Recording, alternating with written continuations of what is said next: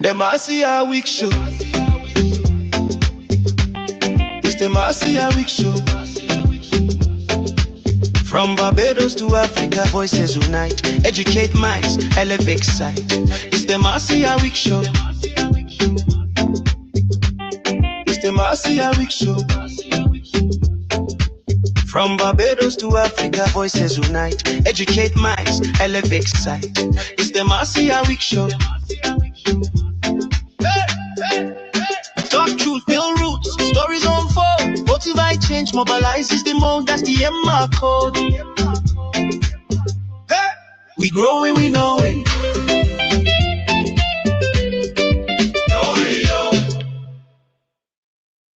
Persians, hear me now. If I hear a barrow could talk today, I got something to say. Why? Raise your flag, but open your eyes.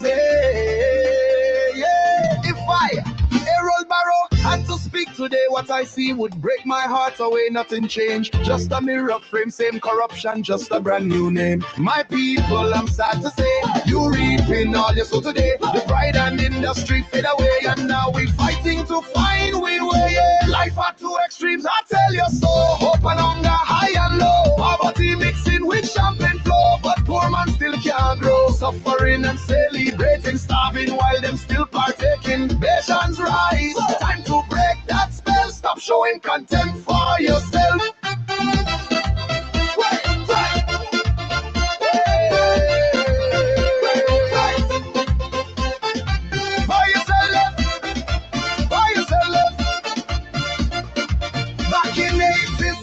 To say you can't change when thieves lead the way. Corruption sweet when give us pay, and government take what poor man lay. Taxation high like mountain peak, while schools and roads still spring a leak. Them flying high, them living sleek, but poor man buy still 2 weeks. So tell me now, who you blaming?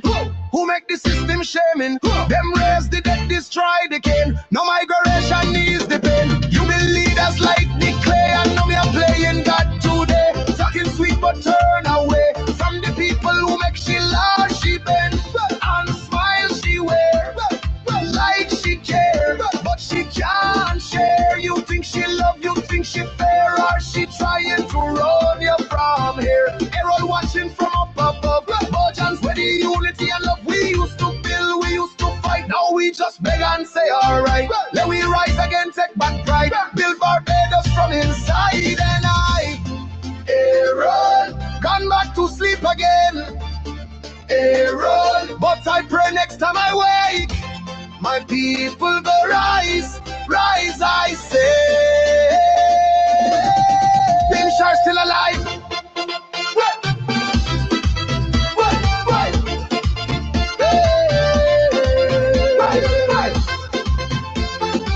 Boy, you sell it. Boy, you sell it. Pinchar still alive. We just need to revive. Limbs are still alive. We just need to revive. Oh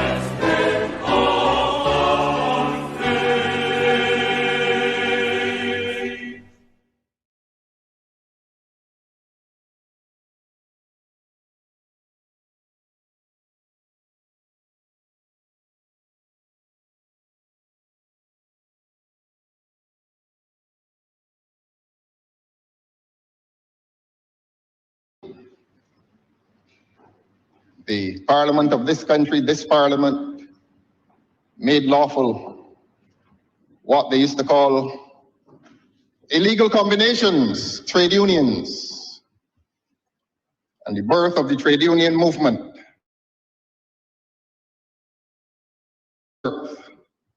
Of democracy. That was 1940. In 1950, this country experienced universal adult suffrage. And if we demonstrate the impact of that event to our young people, let the young people be aware that men won elections in this country by receiving 100 votes. And that was the state tradition. I go to 1966, self-government, independence, as a pivotal moment in the making of this democracy. But I skip 1961 and I come back to 1961 because, Your Honor, it continues to be my position that 1961 was the most revolutionary moment in the making of this democracy. There will be no personal offense taken when I say to you, sir, and to this country, that this budget comes at a time in our history of what appears to be tyrannical rule.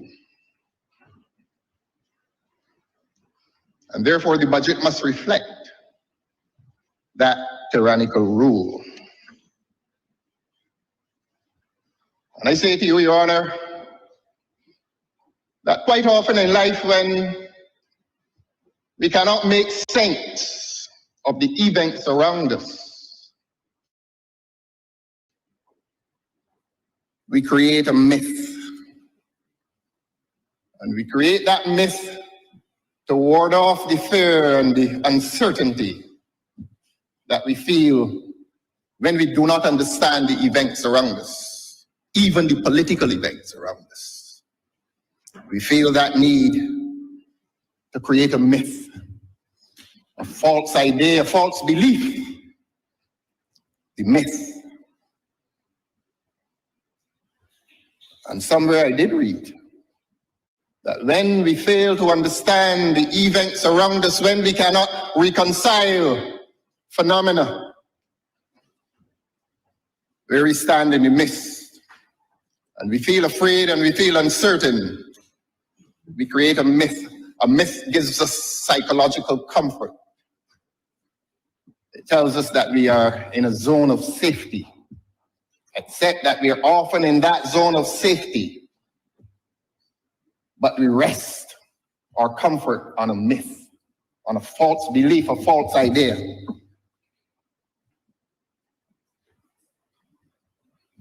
I want to suggest to this country that the most pervasive myth across this country is the myth of democratic government. It's the myth of good government.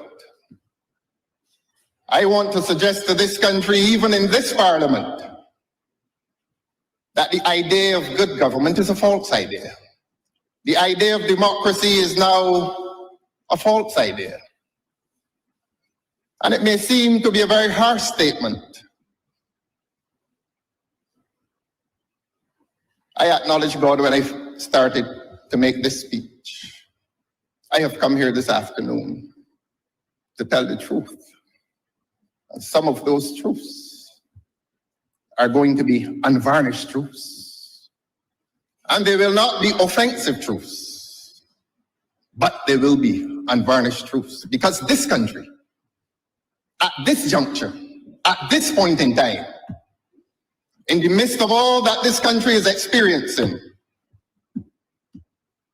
it is the virtue of truth that has abandoned public life. I told you that I mean no personal offense My discourse this afternoon rests in objectivity. And I want to say to you, Your Honor, that a very dangerous statement was made in this democracy, becoming a tyranny, when the Honorable Member for St. Michael Northeast uttered the words dialectally, but I will not resort to the dialect. Give me the vote and watch me. Give me the vote and watch me. And that was not within democratic traditions. Demos kratos, the Greek combination of words. Demos, the people. Kratos, rule by the people. Democracy is not born of egocentricity. Give me the vote and watch me. When the people of this country ought to have been told, give the party the vote and watch the party. That is what the people of this country ought to have been told. And so you have, Your Honor, no personal offense, the truth, the whole truth, and nothing but the truth, so help us God.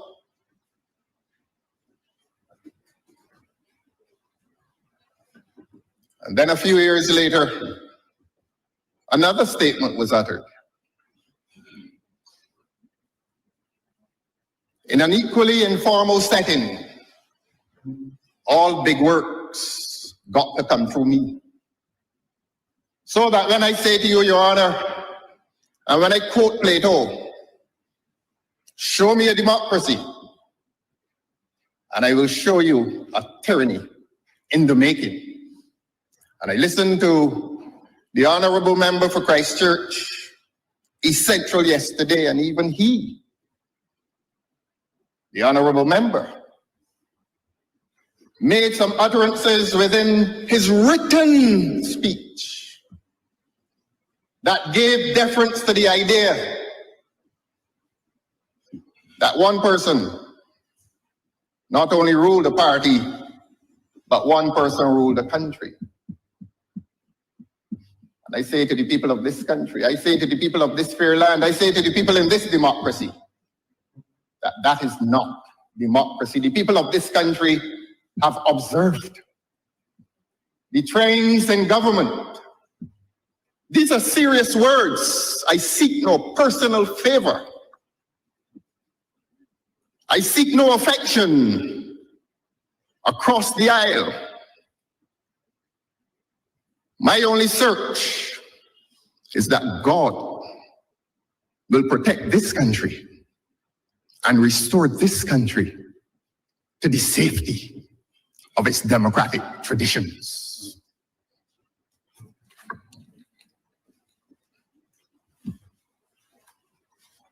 I have, in public places prior to this moment, referred to the scourges that are visited upon this democracy, the truth, the whole truth, and nothing but the truth.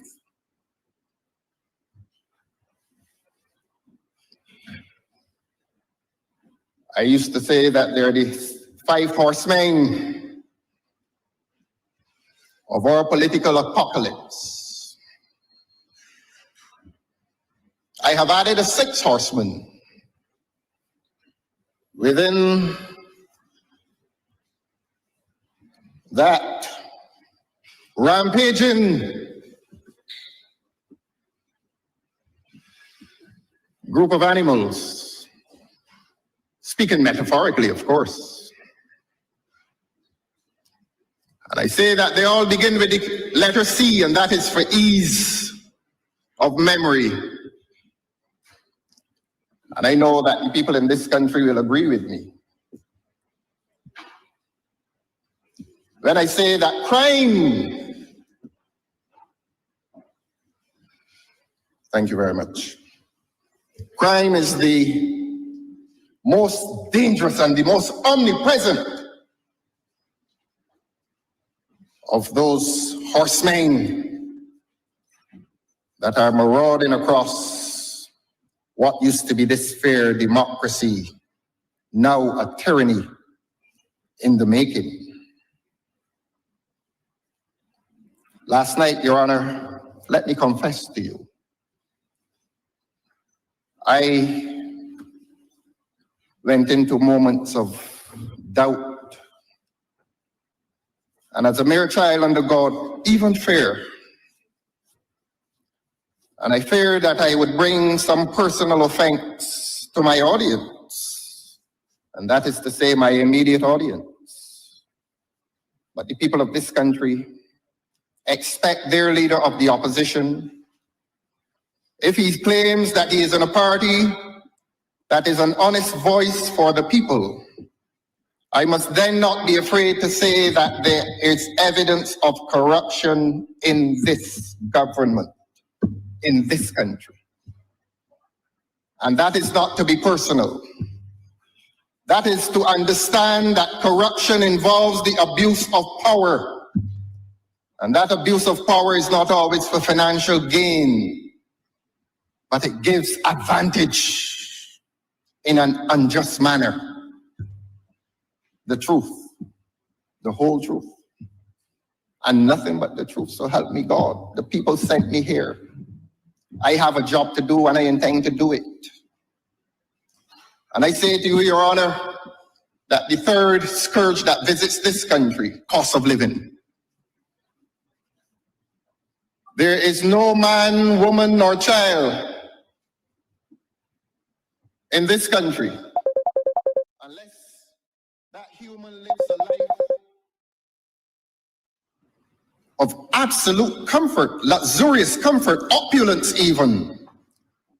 There is no middle class or working class human being in this country that does not understand that cost of living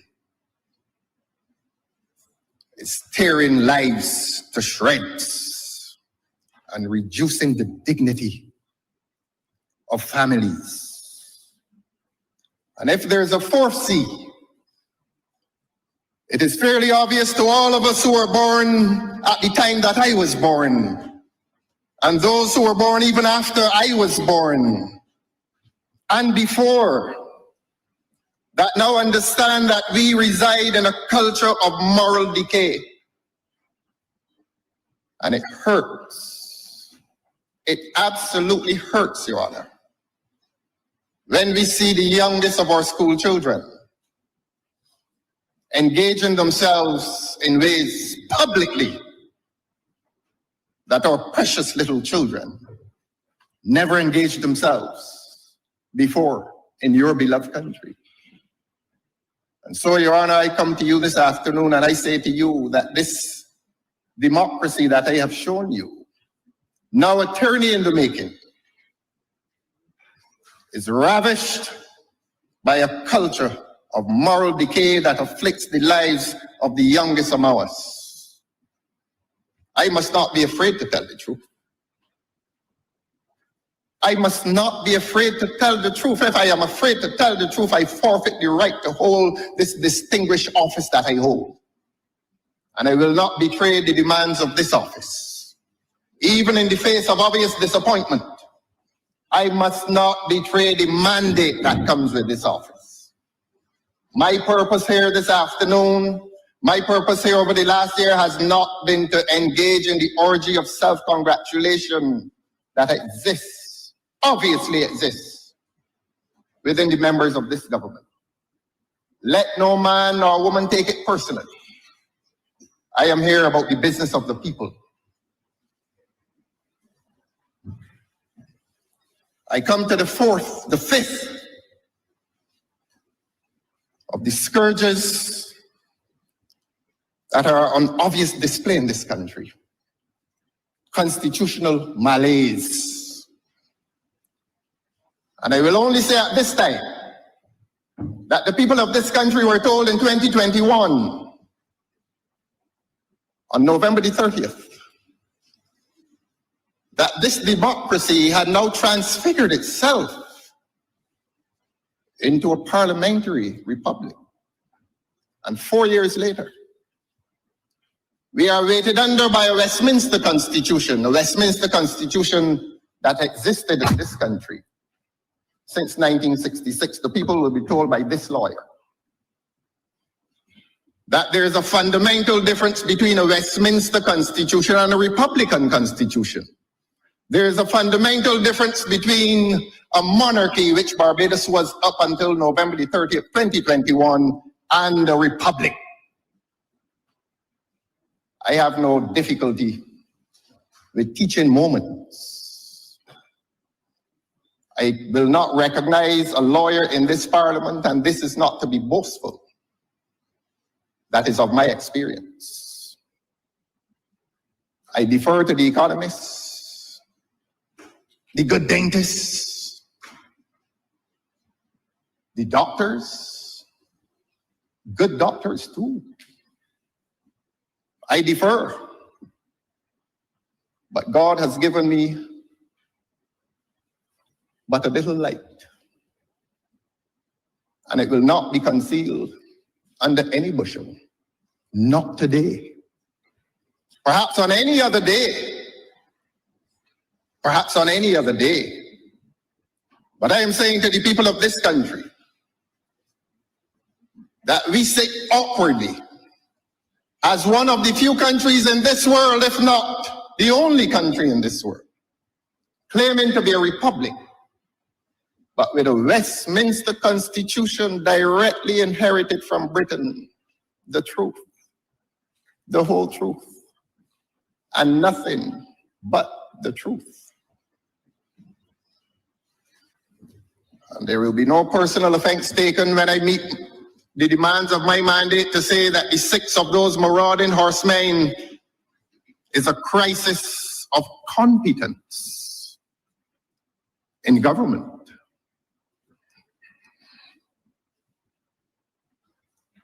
And these scourges all conspire to distort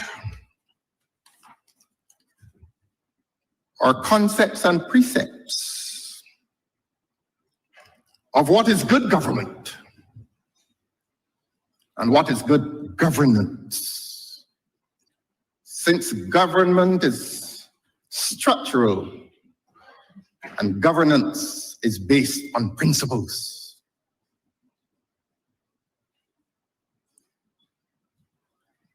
And those scourges are conspiring to ruin this society into which I was born. This democracy that was in the making, and this democracy that became complete, and this democracy that now suffers degeneration into tyranny. They're not kind words. They are not kind words. But must I only be a nice man, whatever that is, and come here this evening and add to the myth that pervades this country? The myth that we have good government. And I say to this parliament, lest it not be known that there's a disquiet across this country. There's a groundswell of discontent across this country. And I'm not here to advise the government, but it would serve the government well, and I'm not interested in the government serving itself well. But if the government made itself familiar with that groundswell, with that discontent that is across this country, this government may come to the realization that all is not well. And that all is not well because this government, by its action and equal inaction, has made this country unwell. And I know there will be the faces of disappointment, suppressed anger even. But my mandate requires me not to be offensive, but to speak the truth for the sake of the people of this country. Their individual lives being destroyed in this country. And I'm going to give some examples as to how individual lives are being destroyed in this country. I'm going to give examples as to a society whose value systems are so much unlike what we have known. Every human being in this country who can claim that he is, let us say, 35 and over, 30 and over, understands that he or she lives in a country that was not the same country in 2000. It's a different country. And for the students of political science, I take those students to the Hobbesian state of nature. The old British philosopher Thomas Hobbes postulated as to man in his natural state, man without government, man without good government, or man without government at all, and he called it the state of nature. And asked to describe what was that state of nature, what was that state of nature without good government or government at all. He said, no arts, no letters, no society. Life is solitary, poor, nasty, brutish, and short. No arts, no letters, no society. Life is solitary, poor, nasty, brutish, and short. And for the young man whoever he is, let us treat him anonymously.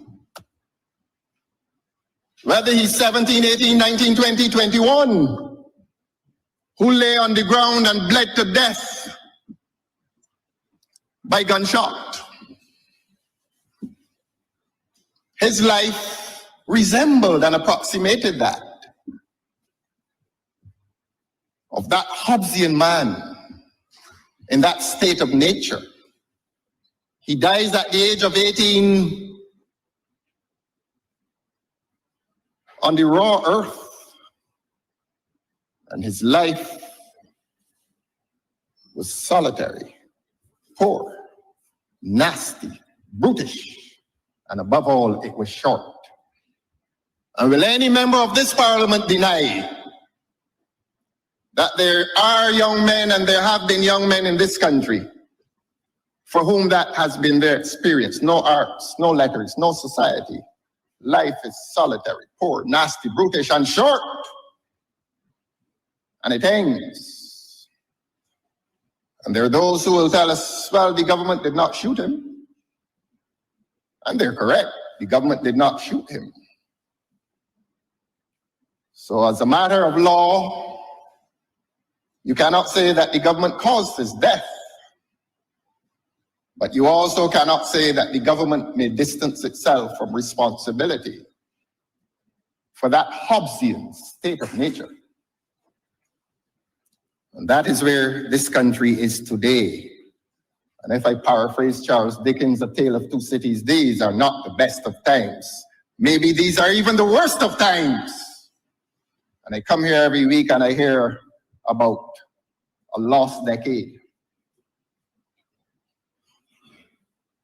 I hear a lot about this lost decade.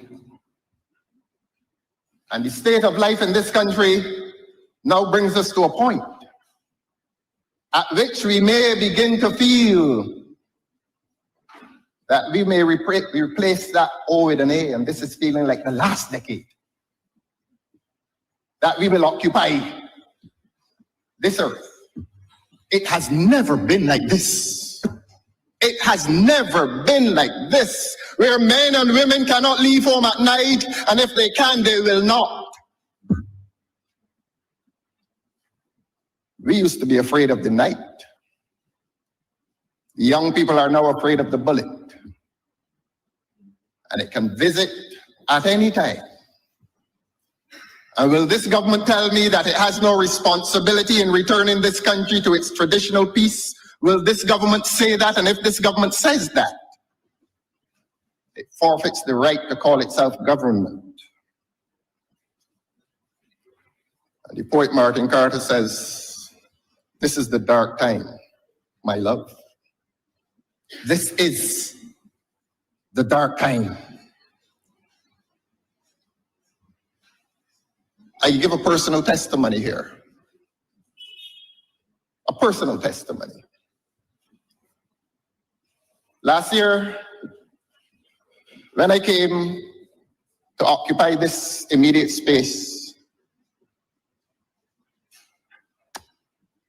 and I delivered myself of my reply to the budget, I was unprepared. Not for the task. I was prepared for the task. But I was unprepared for the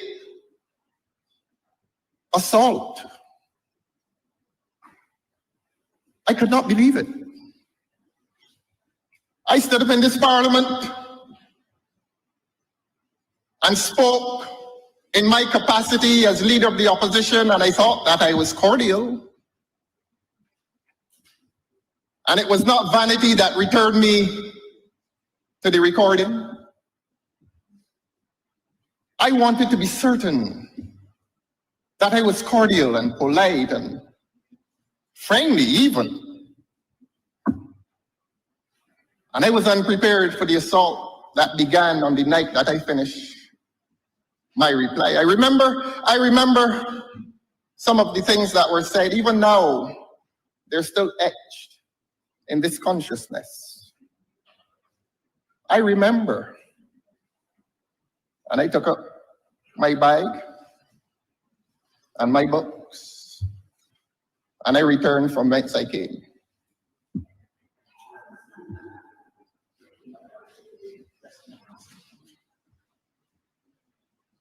And on the way, I heard some of it, and I changed the station.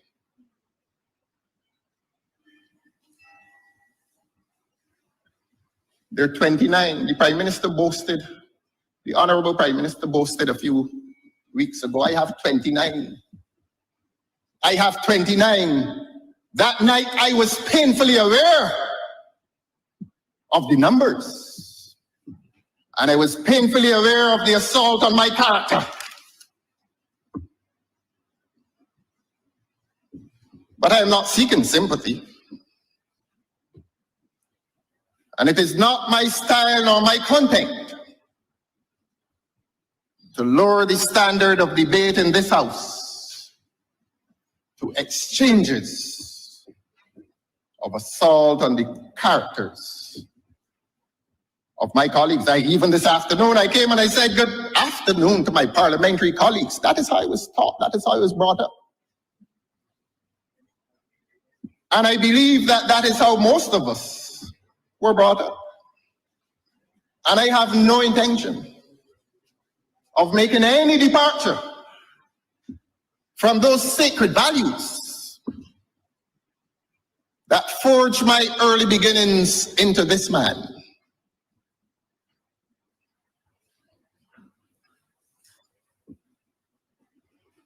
Over the year, since I delivered of myself of that budget reply, I have met an intolerance to criticism. That this government takes the position that it will not be criticized. And I say it and I hear and I watch and I observe the self-congratulation, and every trifle, every bit of political trivia is met with thundering noises from the desk. Does not intimidate me. and I've said it before and I'll say it again, does not intimidate me. I have said before and I'll say it again, my job is to scrutinize, analyze, criticize, and if necessary, chastise. And I believe that I've managed to do it without any assaults on the character of any of my colleagues in here. Not my style, not my content. The word parliament derives from the French word parlement, a place of speech, not a place of abuse. But even I was surprised. Between 2018 and 2022, I did not hear it. Did not hear it. Between 2018 and 2024, I did not hear it. And these assaults, these personal assaults with nefarious mendacity, I'm choosing my language carefully, because if I use the other word, they may be assaulted by that. Nefarious mendacity.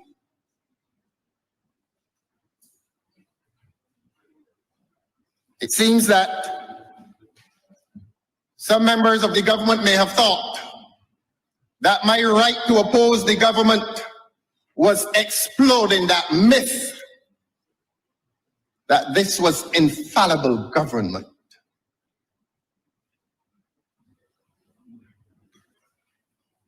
If I were before court, I'd say, ladies and gentlemen of the jury, this is not infallible government. But I was met with that violence. It was not physical, it was verbal.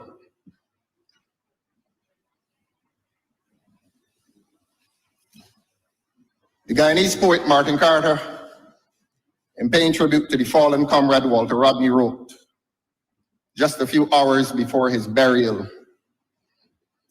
assassins of conversation, they buried a voice. Assassins of conversation, they buried a voice.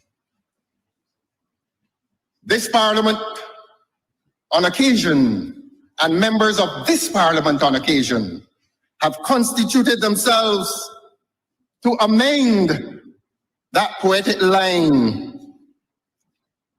And it has become assassins of character.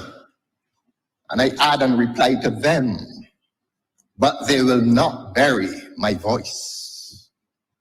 I will be unchanging in my mandate to scrutinize, analyze, criticize, and when necessary, chastise. I am not a member of this government.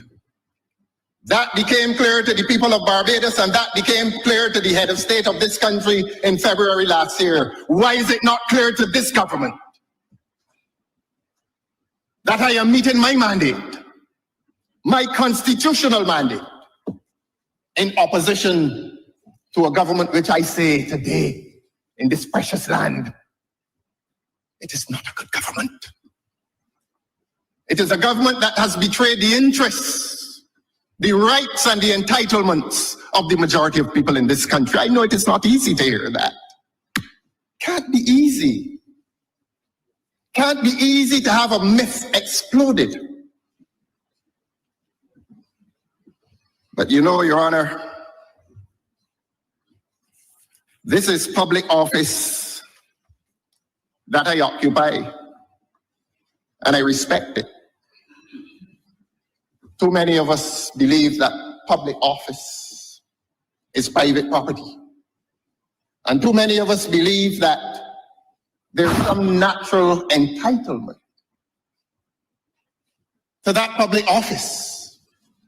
Ladies and gentlemen of the Barbadian jury, here and in the diaspora, public office is precisely that. It is public. You serve at the will of the public. And if you have a belief in higher beings, you serve under God. And it is with that consciousness that I come to this office. And I do so, I serve with a sense of honor. And not only do I serve with a sense of honor, thanking the good people of Barbados, thanking the framers of the Constitution that I had the right to do what I did last February with no regrets. It is with that sense of honor that I also do so, that I also serve with a sense of duty. And it is my duty, under the Constitution of this country, to oppose the government. And not to oppose for the sake of opposing, but to oppose constructively. I remember every debate in which I participated in this assembly over the last year. And I can look members in their eyes and remind them that on occasion legislation has come to this parliament. And I have said, Your Honor, I agree with it. I can name the bits of legislation. And that is evidence of my commitment to a constitutional office. That is evidence of my commitment to my duty to serve this parliament and to serve the people of this country.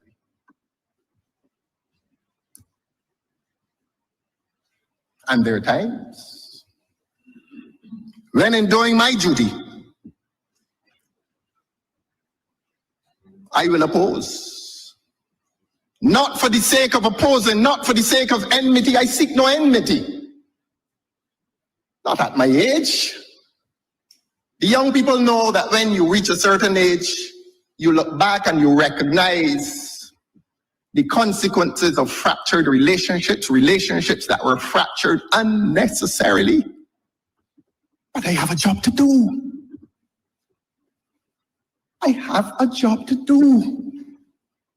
And if anyone takes any personal offense that their policies, in my opinion, in my judgment, are inimical to the best interests of the people of this country, are inimical to the best hopes and aspirations of this country, if there's any doubt that I will oppose it, I will oppose it. And I will do so on principle. I will do so on principle. I began, Your Honor, by telling you that I will tell the truth. And I want to say to the people of this country something about this parliament and something about public life and something about parliamentary life. I saw some young people around here during the estimates. I think some of them returned yesterday. And humanity is so beautiful when humanity is young.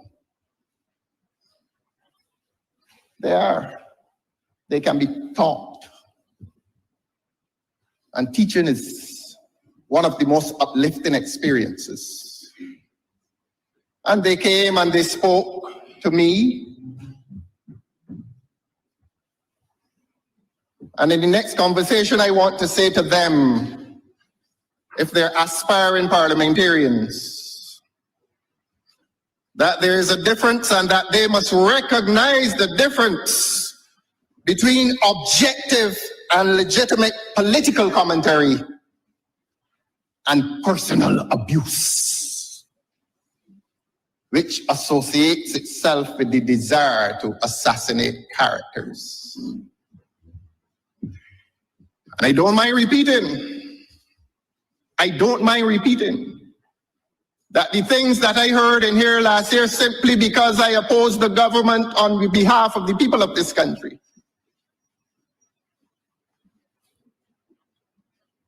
were a quality of character assassination that I did not expect in a parliament. And it came from persons who will tell you today that I have not responded. some of the most dangerous untruths.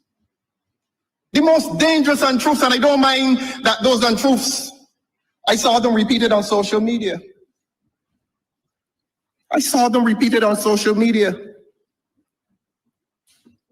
But there's an American writer now dead called W.E.B. Du Bois.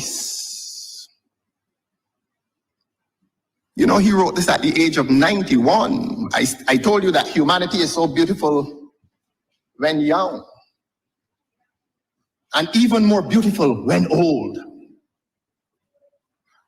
And at the age of 91, he asked 4 questions. The first was, how does integrity face oppression? How does integrity face oppression? The second question, what does honesty do in the face of deception? The third question, what does decency do in the face of insult? And the fourth question, how does virtue meet brute force? And the young people want an answer from me to those questions. And the young people of this country may even want answers from all the 30 members of this assembly in relation, I beg your pardon, to those 4 questions. How does integrity face oppression? And I say to the young people of this country, remain a person of integrity all the same. And in response to the second question, what does honesty do in the face of deception? Remain honest all the same. And the third question, what does decency do in the face of insult? Remain decent all the same. And how does virtue meet brute force? Remain virtuous. Be men and women of courage all the same. It is courage that is the most enabling of the virtues. I admitted that last night I had some fears as to the content of my speech. Who would I offend? Until I reminded myself, there's no personal offense to be taken from any speech I have made in this parliament between 2018 and the present. I have been principled and I have been objective. Principled and objective.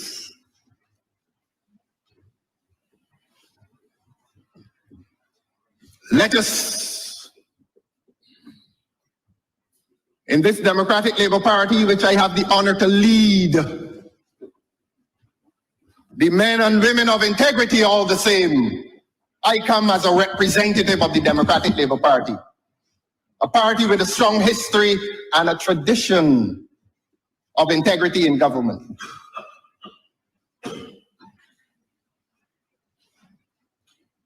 Let us be honest all the same.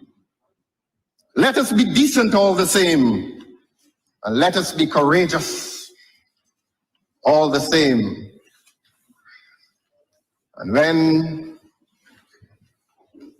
those of us who have been raised in a certain tradition reach back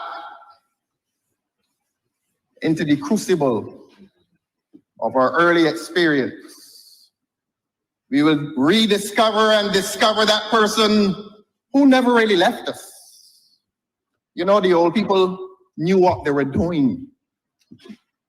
They knew why every Sunday morning they were exposing our lives to religious tuition. They knew why. And the evidence of what they did is contained in the contemporary experience of our young men who lie dead in the streets. Never said a prayer before meals, grace before meals, we used to call it, never went on their knees and said a prayer at night. Never.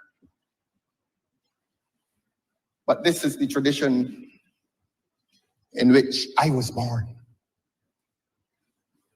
The Muslims give tuition to their youngest child in the Quran from very early years.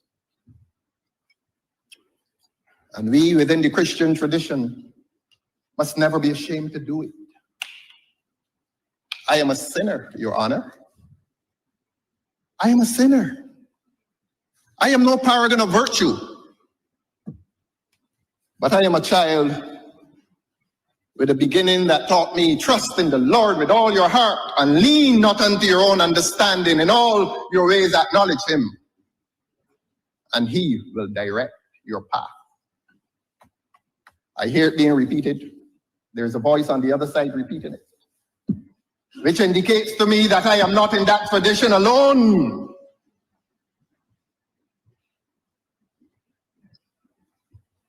And it is that verse, those two verses, Proverbs 3, verse 5 and verse 6,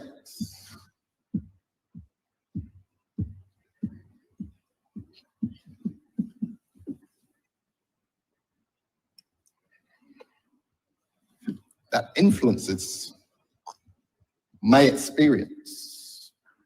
This has not been a difficult year. This has not been an easy year, I beg your pardon.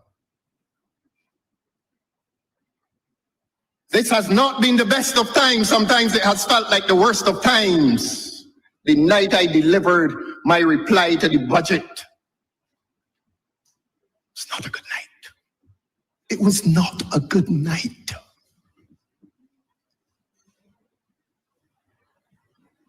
The most vile assaults on my character I endured. I will maintain my integrity all the same. I'll be honest all the same. I'll be decent all the same. And I will have courage all the same. And I will have courage to speak the truth. Government, I have come today to speak the truth.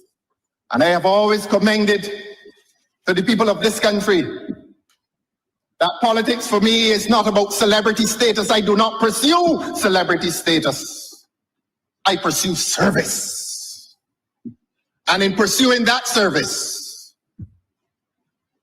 I am guided by Philippians 2:3. I've said this before. I said it on the platform of the honorable member who spoke yesterday. I said it at a meeting in Wharton, that in my political service, I am guided by Philippians 2:3. Do nothing out of selfish ambition or vain conceit, but in humility, put others before yourselves. So that this mission is not personal. This mission is for the Democratic Labour Party, and above that, this mission is for the people of Barbados.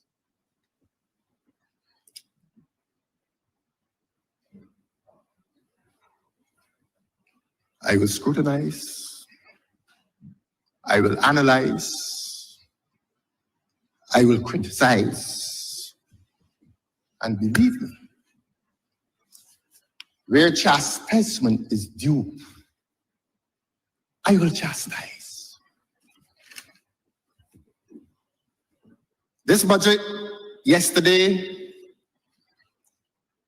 was presented by a junior minister. Curiously, very curiously, the people are asking why. The answer is beyond me.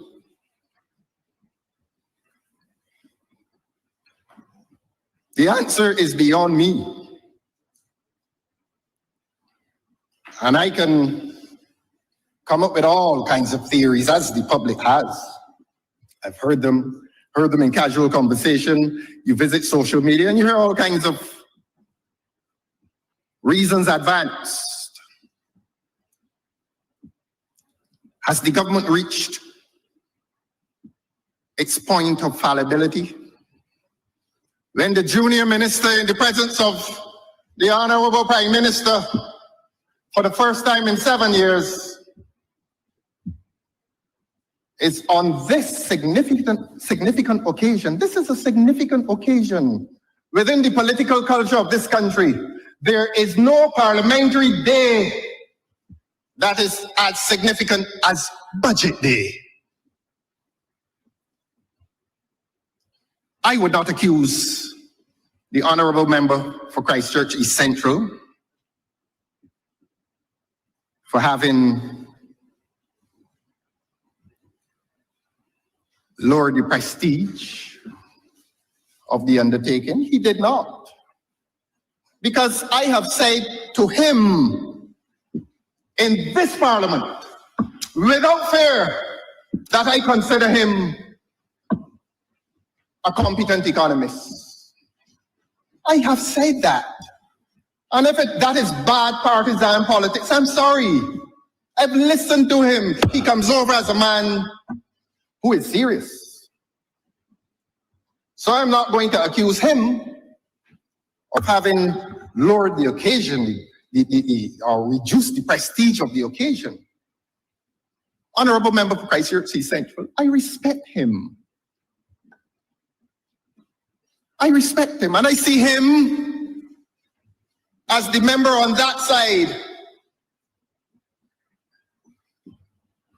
who has demonstrably the best work ethic. He is the workhorse out there. So I'm not going to visit this country. I'm not going to visit this country by making any assault on him professionally. If I thought he was a good economist when I was over there with him, I still think that he is a good economist now. What he does not have with him is a good report.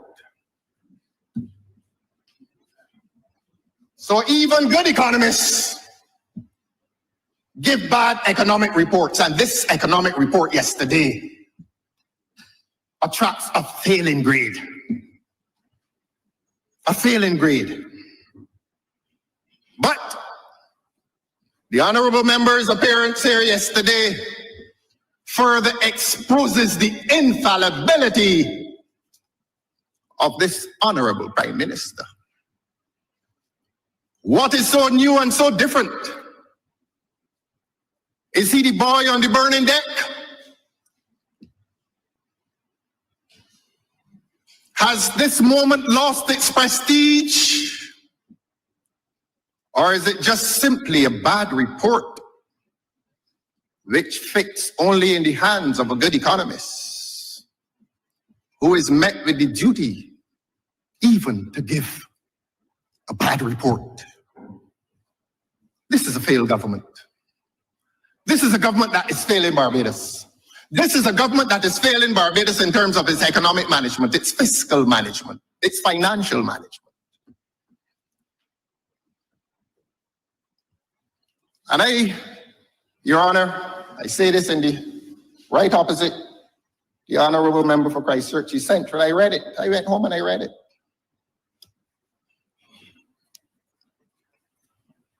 It bears the signature. And that is not the literal signature, but it bears the thumbprint and the print of all 10 fingers of the honorable member. And if there's any doubt as to that, there are personal anecdotes when the honorable member worked at the Central Bank, for example, so that the honorable member claims ownership of those 149 pages that he read yesterday.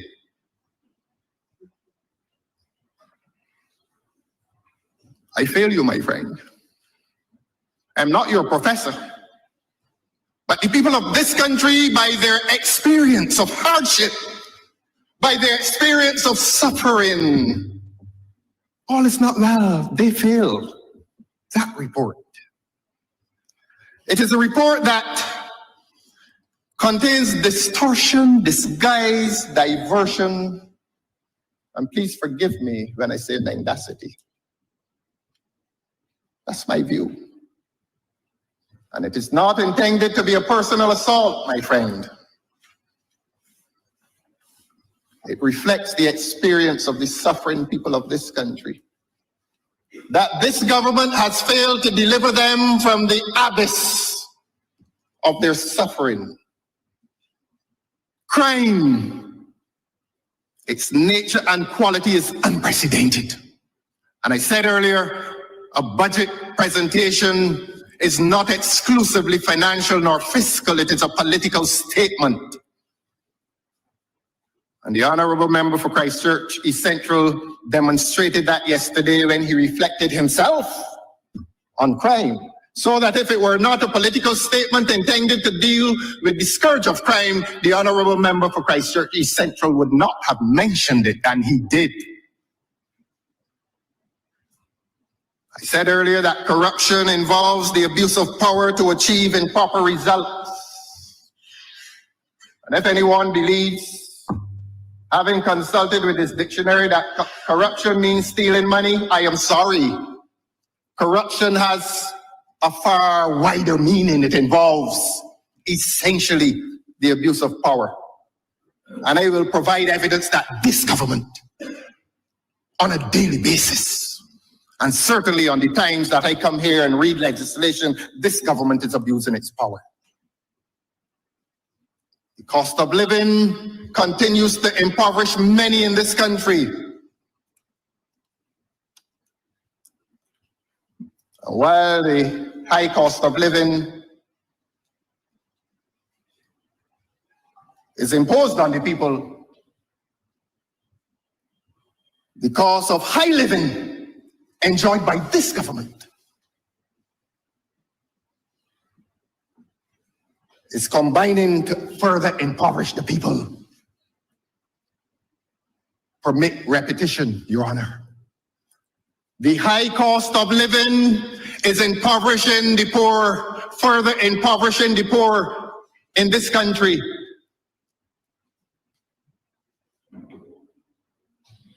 I put it differently. The high cost of living is marginalizing the poor and bringing the middle class close to poverty. The high cost of living. But that conspires together with the cost of high living. And everybody knows the habits of this government. Not personal. It is not personal. This is a high-flying government. Literally and figuratively, this is a high-flying government.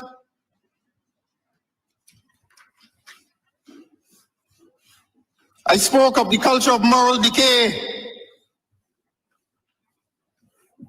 which poses an existential threat to the social order, and I will deal with that before I sit. I spoke of the constitutional malaise, and I will speak later of the crisis of incompetence in government.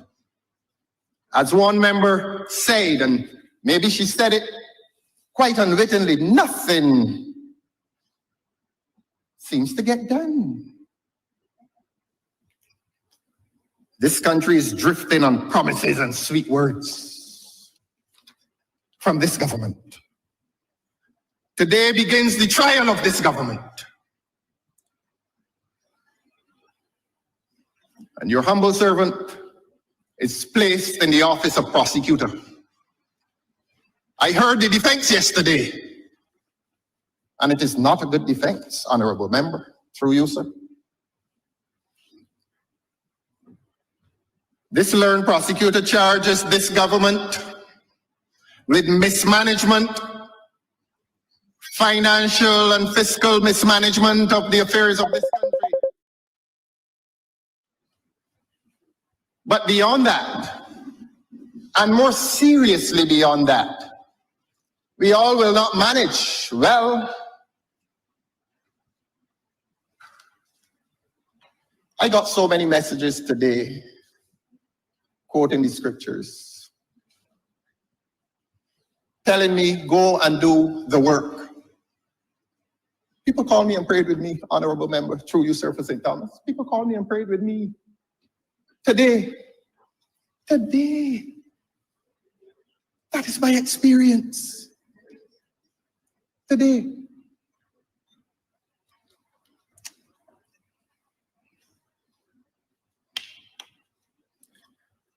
There is a spiritual darkness that has seeped into places where there was once light in this society. On the charge that this government has fostered an environment of insidious corruption, how do you plead, government? On the charge that you have done nothing to arrest the high cost of living, how do you plead, government? On the charge that you and your agencies of state have fostered and encouraged a culture of moral decay, how do you plead, government? On the charge that you have moved this country into Republican status and refused to enact a Republican constitution, you are guilty, government. How do you plead? The evidence is clear. Is there a statement in mitigation for a light sentence? On the charge of incompetence, perhaps you may also wish to plead guilty with the hope of a light sentence. The people of this country will return a verdict in accordance with the virtue of light, and this government's darkness will not comprehend it. It will come. I believe it will come. I believe it is on its way. I believe the myth of infallible government has exploded. An honorable member for Christchurch is central that may help to explain your appearance here yesterday. A good economist doing a weak job. But even good economists are often called to do weak jobs. I give early notice that I will continue to demand accountability in government spending on overseas travel. I will not withdraw from that. I give early notice that I will continue to ask this government to give account for the many consultants employed by this government across the public service, and that those consultants are undermining the morale of those in the established public service. For one, they're paid sometimes 2 and 3 times and 4 times better. And what are they doing? Sometimes they become ministers, though. Sometimes they become ministers at the expense of those who would not align and therefore resign.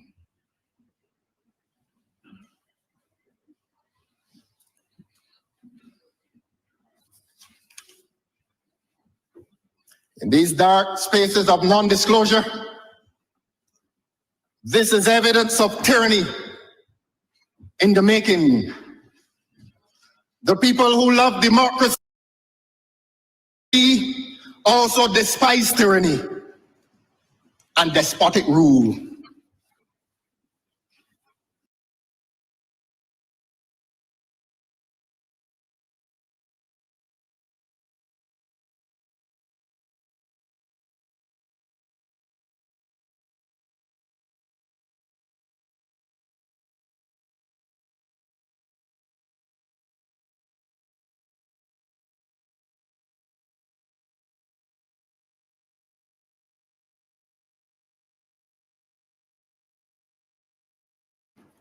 From sitting.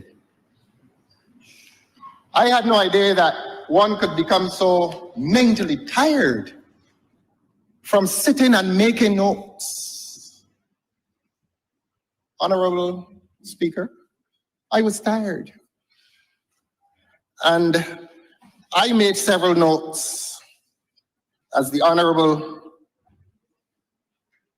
Member for Christchurch East Central was speaking.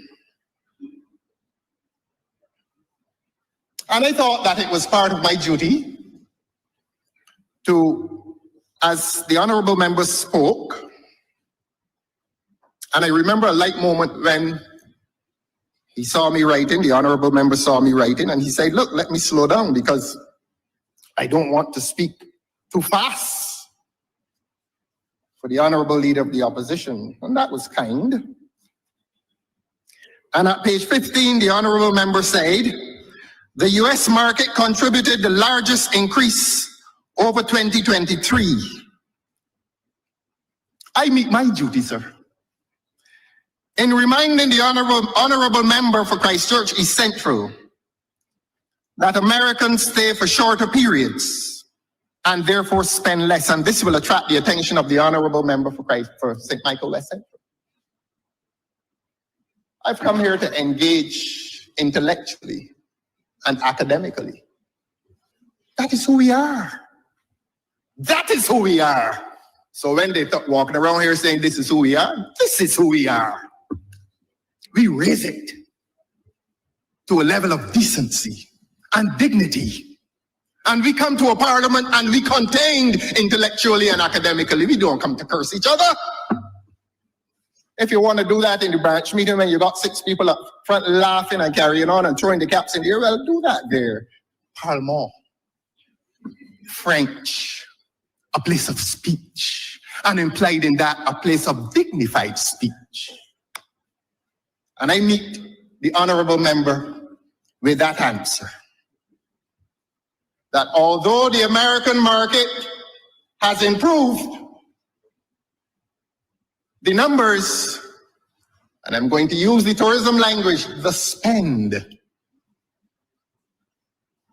may not be proportional to the numbers. But that is for the Honorable Member for St. Michael West Central. He will go back to his tourism planners and he will commune with them and say to them that the boast made in here yesterday by the Honorable Member for Christchurch East Central has not been fully explained for the people of this country. And I will remind the Honorable Member for Christchurch East Central that a restaurateur told me a few days ago, and this is not to disparage the tourists, we welcome them. As I've said before, this place feels different when our tourists are among us. We love people, we love tourists. We love the social intercourse. I say social.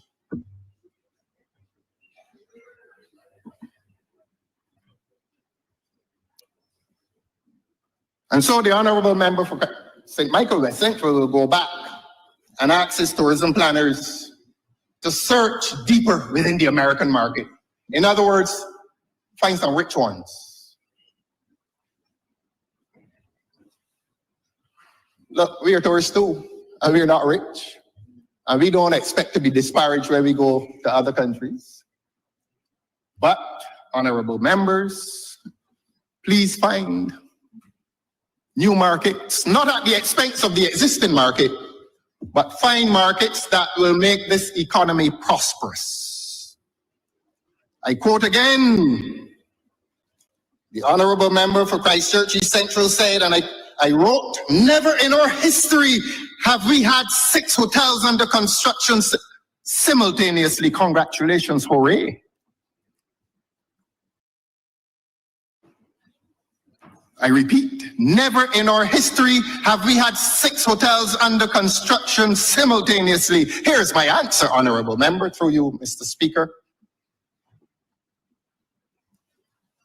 A lot of those hotels under construction are being constructed by foreign labor.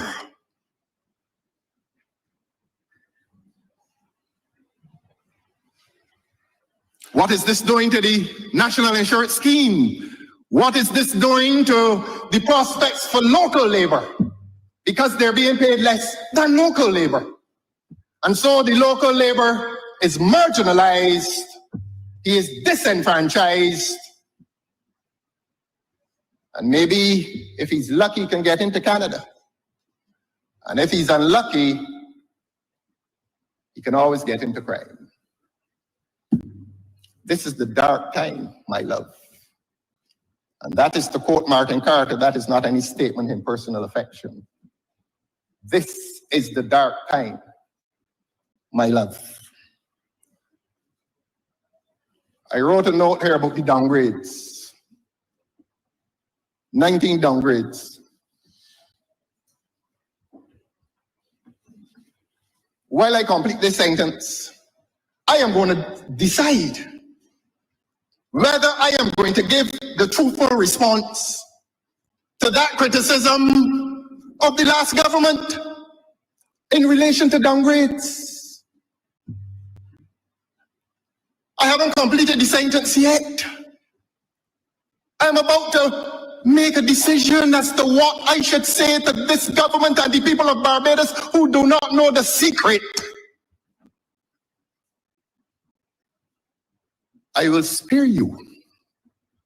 You have been so well behaved this afternoon. I will spare you. And I'm not going to tell the people of this country what has been transpiring within the parliamentary group of this great Barbados Labour Party within the last month, 4 weeks. The honourable member for Christchurch East Central looks at me quizzically, and I'm not going to accuse that honourable member of not having an idea about which I speak. I suspect the honourable member knows the truth, but I'm going to spare the government on that one, on the downgrade talk. And that was at page 19. So public, what I could say remains a secret today. I will spare them. I will spare them. They know the truth. I know the truth. Let us keep the truth from our public. And if I hear any bad behavior,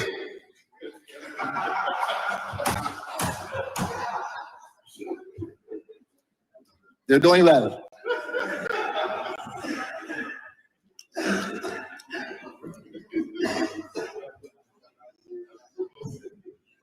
Page 20.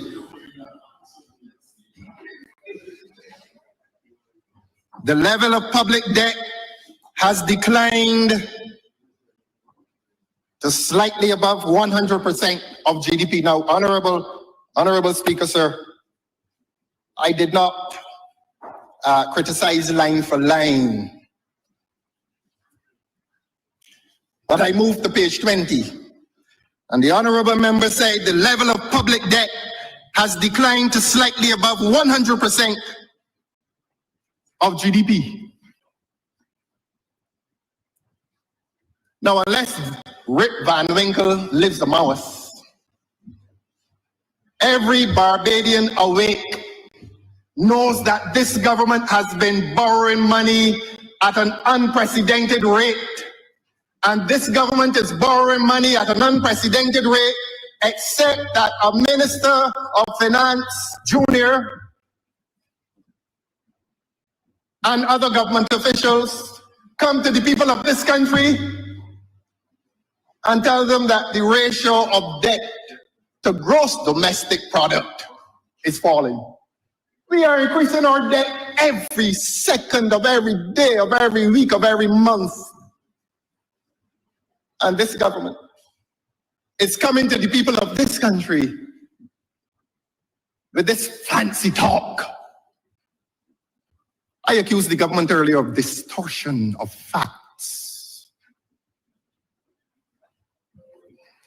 Honourable member, I'm not the economist that you are. Through you, sir. And maybe you have an answer.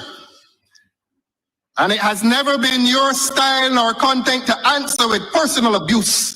But I believe you feel it is your duty to give this country an explanation as to what this neophyte in economics just said. I move to page 21 of your presentation, honourable member.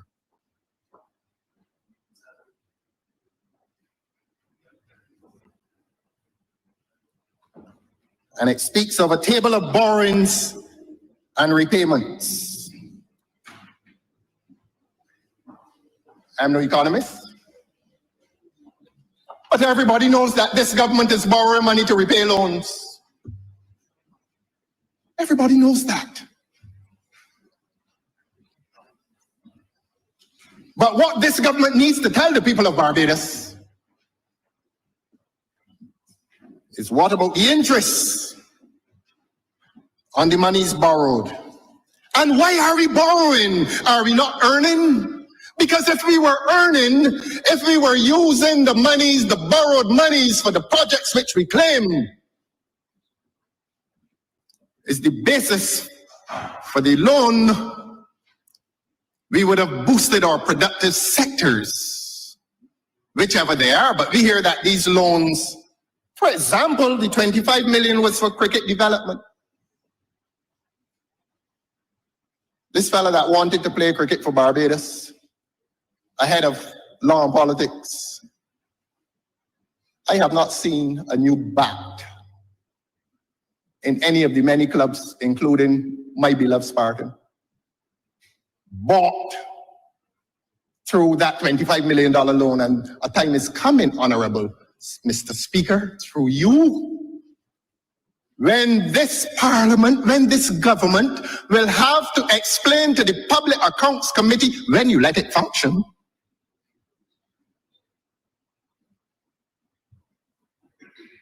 where that Comey loan has gone.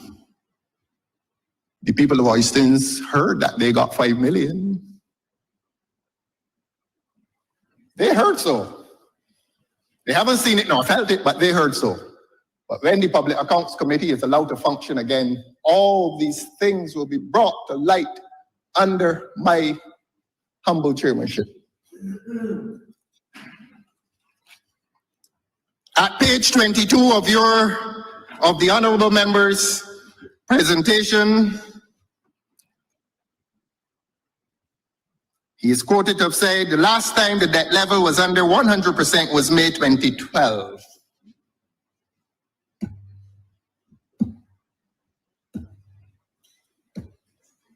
We've lost 3 distinguished historians recently. You don't have to be one of them to know which party was in government in 2012.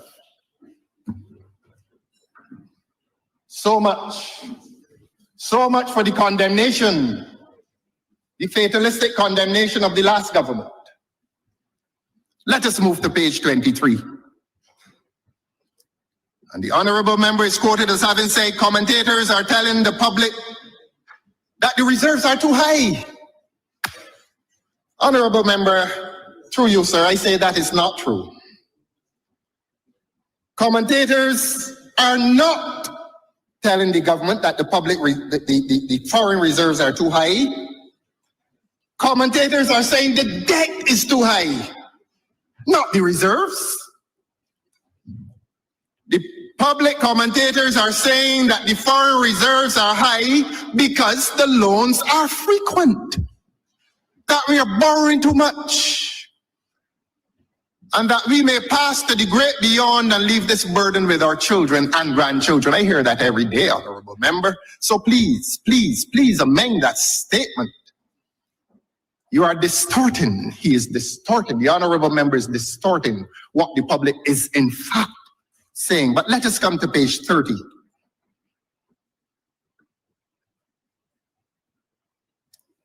Somehow I wrote it this way. 3 words. Building resilience critical. Building resilience critical.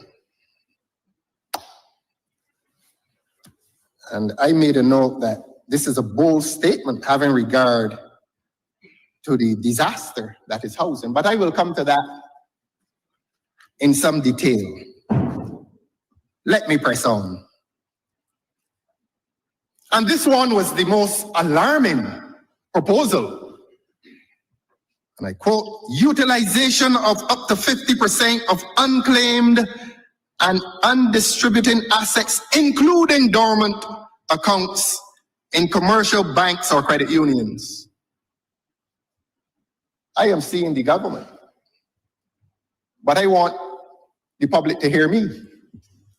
Whether the government hears me or not, if my interpretation is that this government intends to reach into unclaimed accounts, dormant accounts even, of the living and the dead, and say, I want 50% of that, Has this government now declared itself to be a bank robber? Has this government now declared itself to be a bank robber? Is this government proposing to traverse the banking system, look into dormant accounts, unclaimed accounts, have the discussion? Yes, have it, because I want the answer. And say, I want half of that.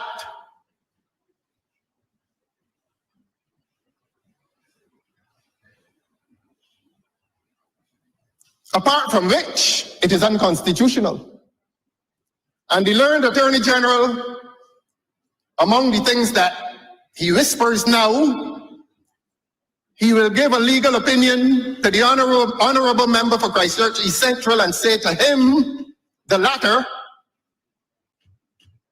that it is a breach of the constitutional right of the holder of that estate, the holder of that account, whether by estate or personally, that it is probably a breach of that person's constitutional right to hold private property against even the government, which has now transfigured itself by these proposals yesterday into an official bank robber. The government of Barbados is now robbing banks. Beware! Beware, public! Beware! Page 37. Remember, the NIS is your lifeline. And the honorable member paraphrased the commercial that we all hear. The NIS is your lifeline. I'm going to come back to White Oak. Because what I do here today is a continuation of what I started last year. And I will be consistent. And if the NIS is your lifeline, why did this government take the advice of White Oak to write off $1.3 billion belonging to the NIS, and not belonging to the NIS, but belonging to the poor people of Barbados? Why? What's the explanation? Don't talk about lifelines. Don't talk about the NIS as a lifeline when this government allowed two strangers in the pew. That is the best that I can do for them, because Oinatha said he could have done the restructuring for free. But this government gave 27 million US dollars, 54 million Barbados dollars to two strangers in the pew to deprive the INS, the NIS, of $1.3 billion. And the honorable member for Christchurch East Central, good economist that he is, but with a bad report,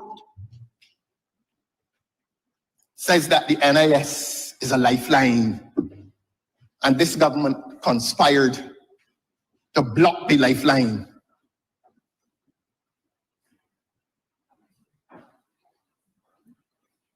You know, that's not all that they did.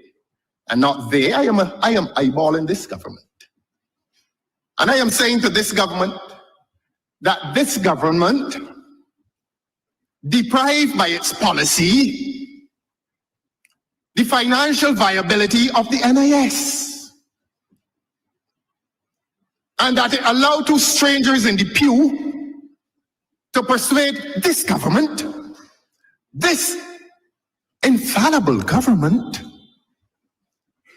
to deprive the NIS of $1.3 billion. There is a professor who wrote an article recently in the papers. I read.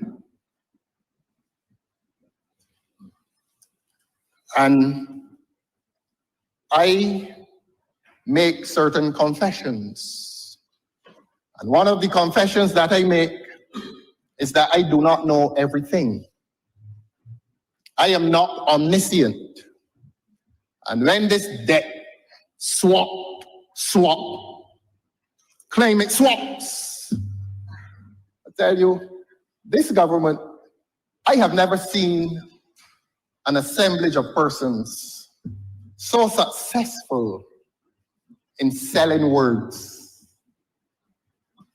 Sweet words, sweet tasting words, sweet sounding words. You know, when you got to the hawker, you had to buy. Before you tasted the sugar cake, you could smell it. Sweet. When you saw it, it was so pretty. And when you tasted it, you wondered why you took so long. This government is an even better salesperson. Not selling sugar cakes, though. Selling words. Beautiful words, tasty words. Words that smell so good. And so when they came here and talked about climate swaps, perhaps, and this is to be fair, perhaps the honorable member for Christchurch East Central and the honorable member for St. Michael South Central, with their academic background, they must have been in a position to teach the rest of us. But I went and I read, and having read, I still, in my humility, confess that I did not understand everything, and that is why I read the professor. And it was the professor who told this country, this region, that arrangement cost the NIS $400 million. It was not said in here. It was not said in here, but it is written by a professor of the University of the West Indies, our beloved University of the West Indies. None of us in here can challenge her. And all of us must be so poor as to do her reverence. And it was she who made the disclosure that climate swap cost the NIS $400 million. It was not said in this parliament. I did not understand it. I did not. Today I do. Today I do. And I do not because of what I read and understood. I certainly did not understand it as a result of what the honorable member for Christchurch East Central said on the day in question, because I heard sweet words. And those sweet words touched upon my palate. And maybe even I enjoyed it. Until along came that professor, whose name I shall not mention. I like people to keep their anonymity in here. An honorable member, through you, sir, I am willing to share the article with the honorable member for Christchurch East Central, except that I will not share it because good economists read other good economists. And I am confident that the honorable member for Christchurch East Central read the article. I have it here. And if he dares to say, I'm not going to call the name. I'm not. I know you're a good economist, and if you, well, I thought good economists read good economists. And if you dare say that you did not read it, you bring your own reputation into doubt. But I will share it with you in the fullness of time. Let us move to page 55.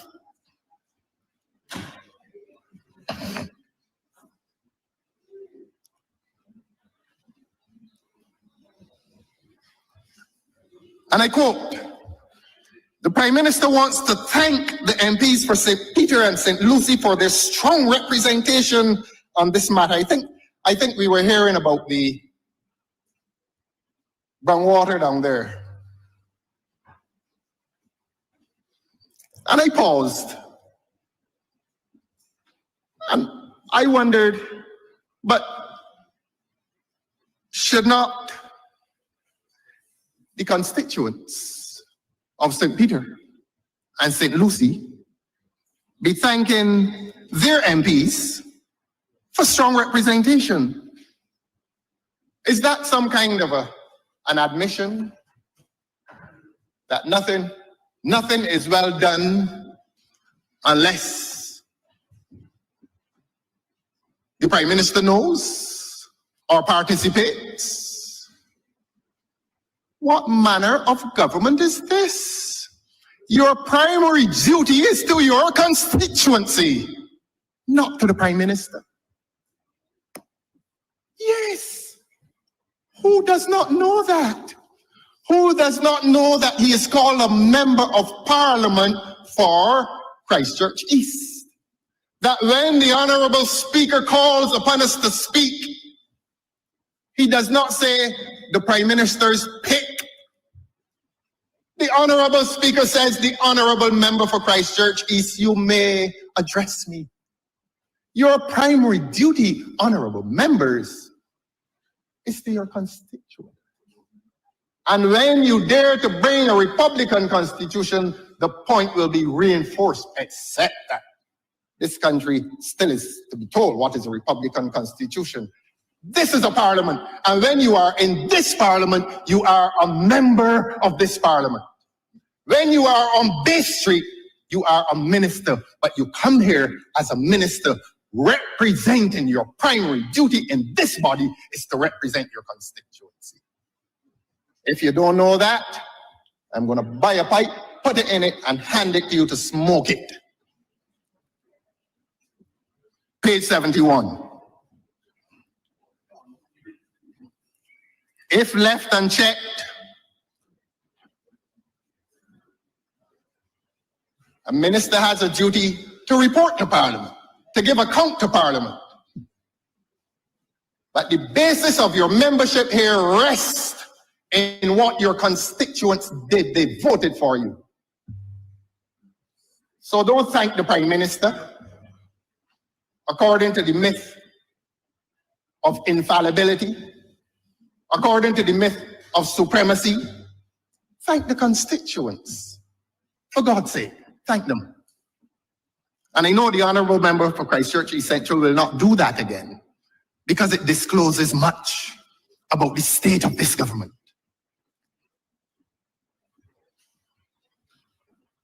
Page 78. This is the one that really caught my attention.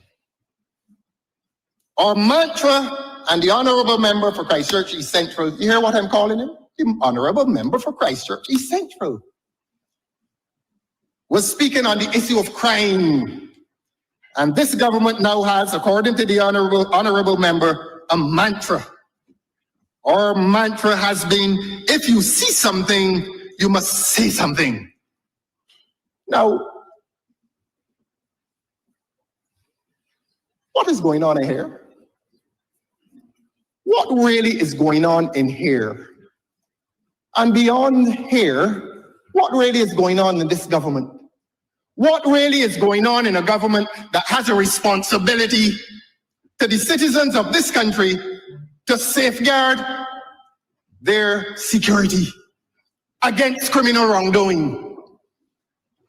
And how dare this government come to the people of this country and hand them the responsibility in a mantra that says, if you see something, say something. And so the government sheds itself of its responsibility to work, not with a peace program, but to work with the police service to ensure that the safety of the citizens of this country is guaranteed. If you see something, say something. So if you see something and you say nothing, the government washes its hands and says, well, you know, we can't get crime solved because somebody saw something and they did not say something. You see the reasoning? You hear the sweet words? You hear the mindset? That this government intends to take responsibility for nothing, including resolving crime. If you see something, say something. And if you see something and don't say something, you then become responsible. I turn to the public. And I say to the public of this country, to reject that reasoning.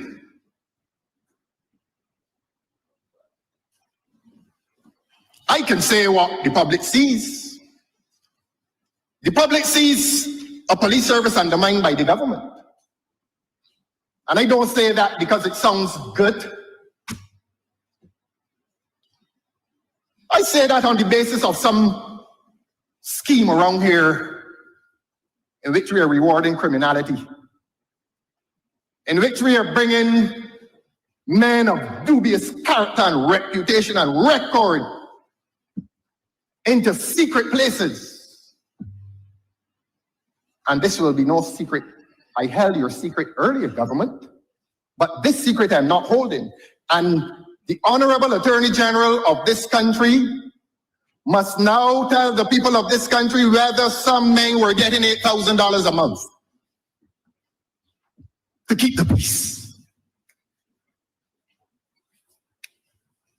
Not holding any more secrets. I held the other one a few minutes ago. Not holding this one. The citizens of this country live under a government that has been in active financial association with criminals. No big words. And the now former minister sat in that place a few days ago and said that sometimes he has a choice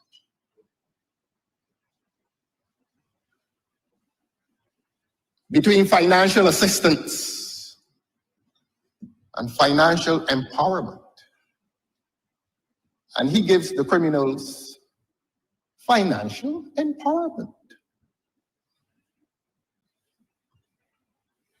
We heard this in this parliament a few days ago. So a gentleman, and I am going to be unvarnished. A gentleman reports that he is no longer shooting people. And he goes to the minister and says, look, I want some financial assistance. And the minister says, look, hold on.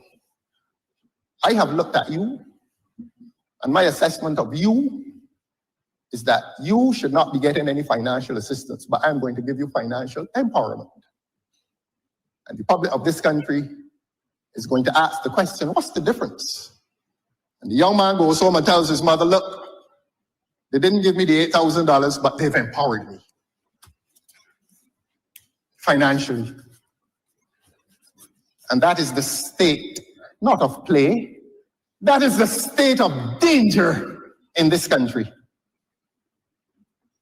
But it has to be a joke. It must be a joke. When, and I repeat, and I am going to put this in the plate of the government on their table every time the opportunity arises, that this government was handing $8,000 a month, to use the Attorney General's language, to gun-toting men.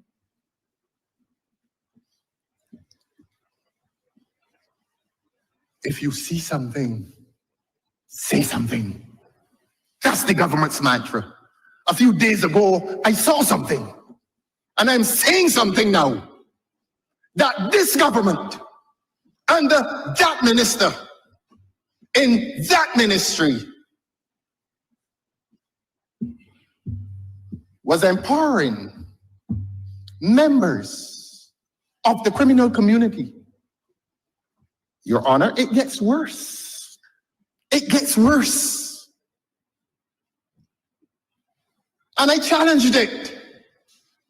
I challenged it legally and morally. And a member in this government took me on. And with the emotive historical language, met me with the response, you don't know lick and lock up done with? Yes. Not a personal attack. Not a personal attack. Come, let us reason together, government. And it is wrong to tell the young men of this country that they are worthy of negotiation on behalf of a government to either financially assist or to financially empower, whatever is the difference. And then to add to it the dangerous language that lick and lock up done with. So we not locking you up anymore. Not done with. Come and bargain. But you thought it couldn't get worse? You thought it could not get worse? This bargain that a few weeks ago, the minister said, as the killings continued, oh well, those ones that are killing now are not the participants in the peace program. The people of this country can believe it, that this government now has evidence as to who is doing the killing, and evidence as to who is not doing the killing but used to do the killings, and that because of a transaction, they have resigned from the activity of killing, and there is a new set of killers on the block. So that when I say that this government has lost its moral foundation, I say it in all seriousness. I do.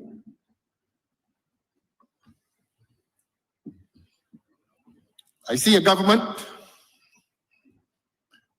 that is passing weak and toothless anti-crime legislation, including the New Bail Act. Said it in here before and I'm going to say it again. And I'm going to let the people of Barbados know that it is my considered opinion as a senior lawyer in this country and this region that the New Bail Act does nothing that wasn't done by the old Bail Act. And if I go so far as to accuse the government of having done that deliberately, I hope that I'm wrong. But the government in this country is soft on crime. Why?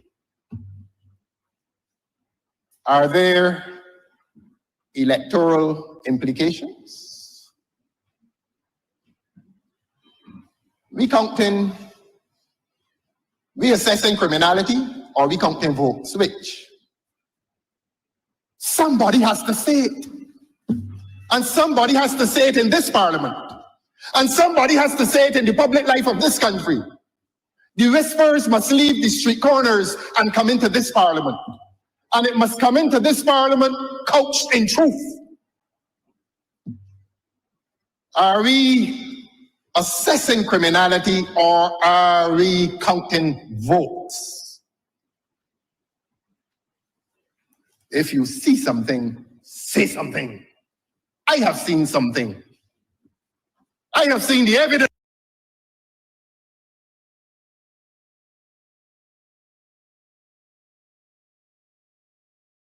So I'm saying it. What will you do, government? We see the emergence of garrison communities in this country. A dangerous emergence.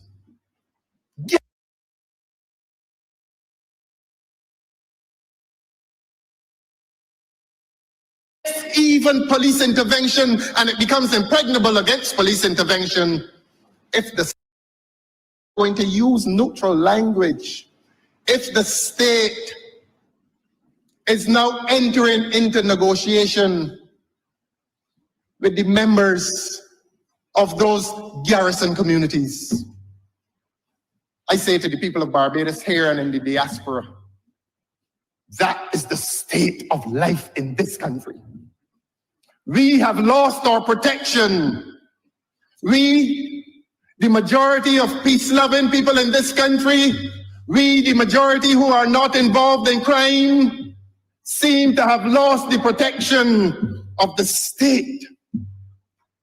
Because it seems, if we're to take the honorable member at his word, and he was joined by his colleagues, lick and lock up Dunley. So where's the police? Where are the police in this matter? I will have something to say about the Commissioner of Police being brought into this Parliament 2 weeks ago. I have a lot to say about that.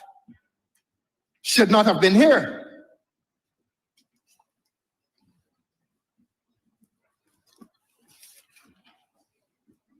I want to say through you, sir, to the honourable member, I'm going to leave that alone for the time being.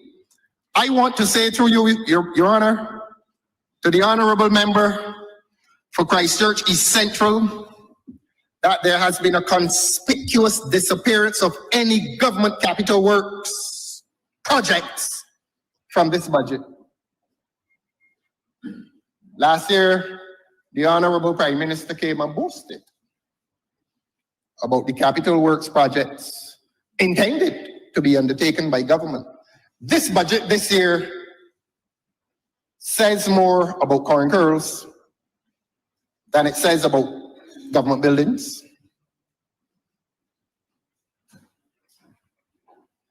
Where are the capital works projects? Where are the borrowed monies? What are they being used for? While you think of the answer, I take you to page 144. And I quote, "There would be some additional supplementaries on critical expenditure to fuel inclusive growth." I read again, "There would be some additional supplementaries on critical expenditure to fuel inclusive growth." Now, that sentence is futuristic. I'm not sure if the speech was written before last Friday, when this government came into this chamber and added 327 or 29, let's say $327 million to its expenditure over and beyond what the estimates provided for last year. A few days before the financial year is about to end on March the 31st, 2025, I'm going to demystify this for the public.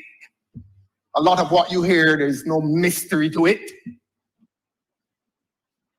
The estimates are estimates of expenditure. As the old people used to say, reckon your money and decide how you're going to spend it.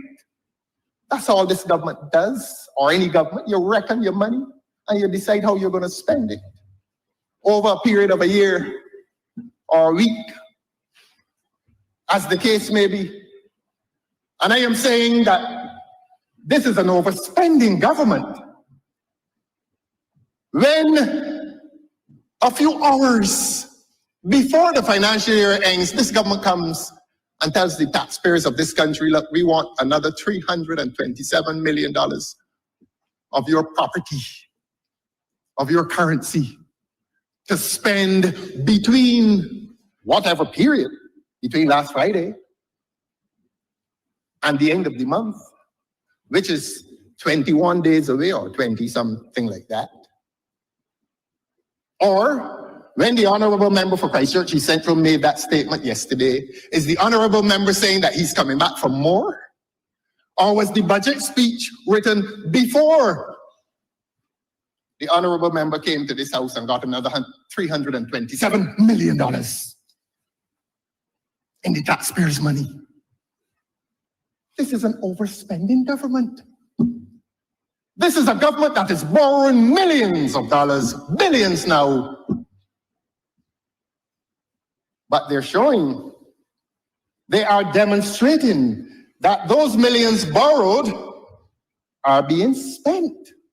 And they're further demonstrating that not only are they being borrowed and spent, but that they are not being spent on what the lender stipulated in all cases. The 25 million for Kensington is a prime example. The Public Accounts Committee will meet shortly. And please, members, please do not do to me what you did to me last time. Please allow me to exercise the little power that I have as chairman of the Public Accounts Committee. Please allow me that. I don't have any power in here. But when I go up into the Senate chamber as the chairman of the Public Accounts Committee, let me do the people's work. And I want the Public Accounts Committee, I've written to the Auditor General, and I've told the Auditor General that I want a report as to that $25 million that was borrowed for cricket development, and I want it soon, because I want the Public Accounts Committee to investigate where it has gone, and if it went to Oystons, if they sent $5 million to Oystons, they have breached the terms of the agreement, and they have breached the trust of the public that they told that it was for cricket development. Please, members, on that committee, which I have the honor to chair, your numbers are majority numbers. But please, on behalf of the people of this country, allow me to do my work. Please, I beg you. Please let me set the agenda. Please let me investigate hope. Please let me investigate Comey. Please, I beg you, government. I beg you in your majority numbers. What now must I do? Must I go to the people of this country and lament my own failure as chairman of a Public Accounts Committee? I beg you, please let me do my work. Please. I beg you. At page 149, the minister ended his speech by commenting on settlement. Now, this speech must have been written before the events of the last 3 weeks, Honorable Speaker, because I can't believe that the Honorable Member for Christchurch East Central is so disjoined from political events. He is a technocrat. And I've accused him of being the hardest working member of this government. And maybe he is so steeped in his labors that he stands unaware as to what is happening in Old Town, that the people of this country are in rebellion against that Old Town development, and that is the area of settlement by the British. And that is a celebrated place. For the British, that is a sacred place. And this government, beg your pardon, has taken a position against the wishes of the people of this country. Not only the English, but Barbadians as well.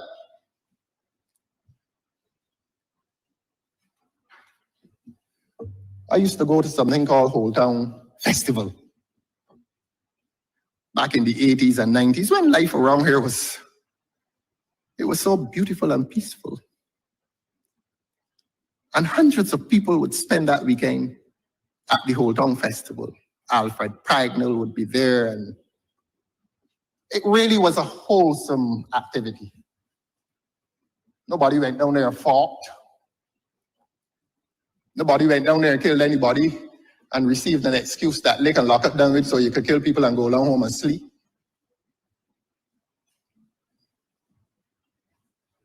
And that adds to the sacredness of the place. That in the consciousness of many Barbadians, Old Town is an oasis, a place of peace, a place where the visitor met the local and lived peacefully. The Old Town Festival had that meaning for Barbadians. And the honorable member, who obviously is a very hard-working minister, needs to be told by his colleagues, look, please don't touch Old Town. Old Town is not making us look very good at this point. But maybe he's a highly principled man. And maybe he elevates principle above the political reality. And the political reality is that the people in this country are not happy with this government for desecrating a heritage site. Maybe the honorable member is not aware of that.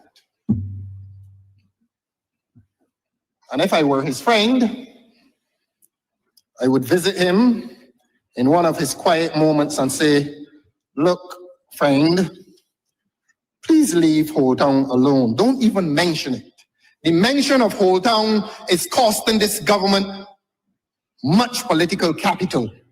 The mention of Old Town and the fact of the controversy at Old Town could cost this government dearly. It could. But I'm not here to advise the government. Any cost to the government may well, any discredit to the government. The debit margin, the debit column of this government may fall in my credit margin. I have a party now, you know. I have a party now. I'm alone here, but I'm not lonely. I'm not lonely, honorable members.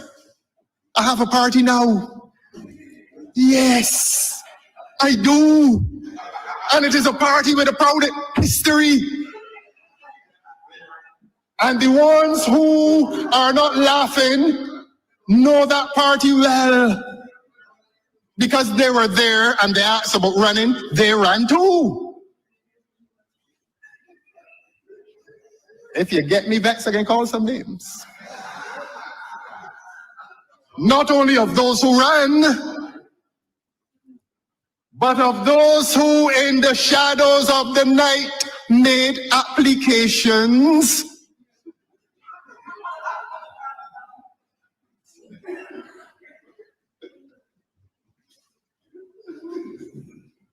Yes, the Honorable Speaker does not allow names to be called in here. And you have been saved by that rule. But if you push me... I can create an exemption if you want it.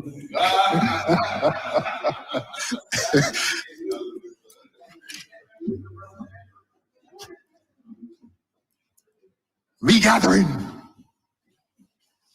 You know, we went through an exercise of regathering for 2 weeks. Not regathering, the estimates. I searched through, they told me I can't. Look, I was hearing last year here, man, you know, Thorne can't read the estimates. The boy can talk, but he can add. He can talk, but he don't know numbers. That's what I said in here last year. So I had some help. And I asked my help to go through this voluminous document full of distortion and tell me where the regathering money is coming from. And people of Barbados, we have discovered that this government is separating, parceling out, regathering money across various ministries. Are they hiding it? Are they concealing it? But I can't read numbers. I talk pretty, but I can't read numbers. So I had help. So I want the people of Barbados to know, and I say this in the presence of the goodly gentleman who presented yesterday, that it will become his duty in response to tell the people something about this regathering. Tell the people, if regathering is a culture event, an event belonging to the Ministry of Culture, why you didn't place all the money there? If it is an event belonging to the Ministry of Education, why you didn't place all the money there? But what does it say generally about these estimates when this clever government is parceling out, regathering money between 4 and 5, perhaps 6 ministries?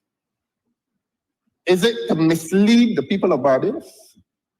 And can the people of Barbados rely on the numbers that I can't get read? So my help has told me what the numbers are. And what my help has not had to tell me is that we don't believe the numbers. My help has told me that a lot of regathering money is being spent outside of what has been disclosed. But my help does not have to tell me that regathering is not an authentic national event, that regathering is a partisan event. It is an event sponsored by the Barbados Labour Party, using taxpayers' money. And that is morally wrong.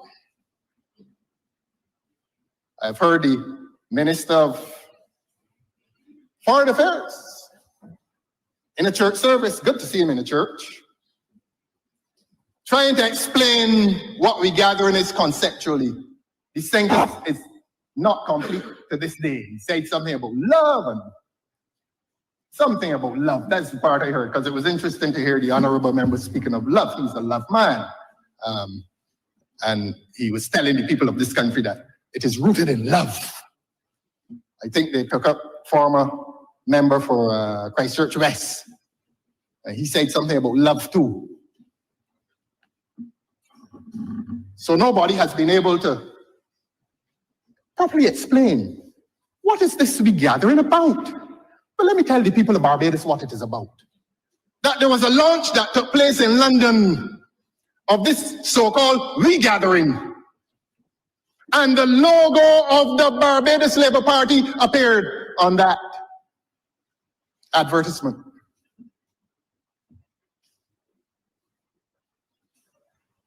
You see how things come out? Maybe unwittingly. But that advertisement disclosed much of what the government would have wanted to hide.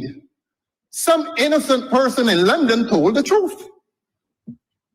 Some innocent person in London told the truth about the concept called regathering. And we in the Democratic Labour Party say to the people of this country that they will not support what is supposed to be a national event when it really is a partisan event belonging to the Barbados Labour Party, and that's fine. They used to do a big picnic on the East Coast, getting small every year though. And they're entitled to do that. But do not do what are supposed to be national events for the Barbados Labour Party. And if it is for the Barbados Labour Party, do not spend the taxpayers' money. And government, you want to hear something? Every regathering is getting smaller. Even the members and supporters of the Barbados Labour Party are now withdrawing from it. The whole thing is so sinister that the members of the Barbados Labour Party were told, look, don't wear the red shirts. Because if you wear the red shirts, the innocent people who come will know that it is a party event. You know what's the dominant color? Green. The green in the BLP. The BLP has gone green, except for when they come up by Parliament to greet their unhappy parliamentarians. They gone green. Congratulations to the honourable member for Christchurch West Central. He started out green in Barbados and was not aware that his magnificent greening would reach his own party. So they're now green. They're now disguising themselves in green for the purpose of misleading the public that what is a partisan event is really a party event. Have you ever seen so many people in a small place and not a man is in raid? That's unusual. Even if it is not a partisan event, somebody is going to wear raid. But I saw one of the events and not a man had on raid. Not even the honorable member for St. Peter. I believe it has now reached St. Thomas. Regathering is like has it reached St. Thomas? It is like a poisonous snake crawling through Barbados. And it is biting propriety and decency in government. Wherever it is, I don't know where it is. The majority of people don't know where it is, and they don't care where it is because they're not supporting it. It is a political enterprise. It is a partisan enterprise masquerading as a national event. The Democratic Labour Party is asking the decent people of this country to abandon it. Abandon it. It is a BLP event. Do not be sucked into it with your presence. Leave it alone. So the Green Army, which is an army in disguise, let them gather. The rest of us who are afraid of crime will scatter.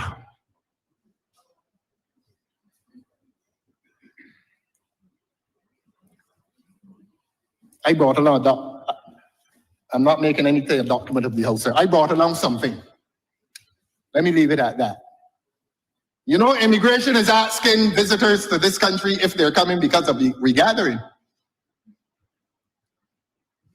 Ask this government to disclose the figures from immigration as to how many returning Barbadians have said that they are visiting this country because of regathering.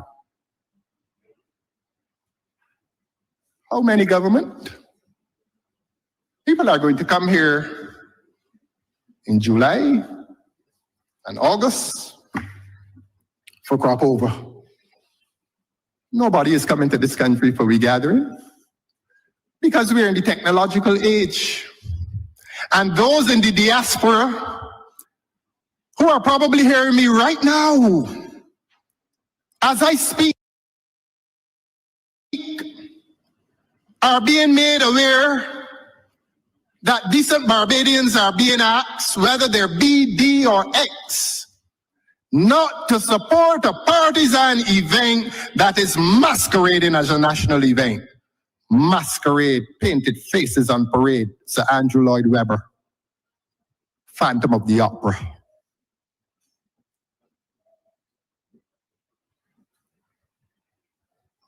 It is part of the BLP propaganda machinery.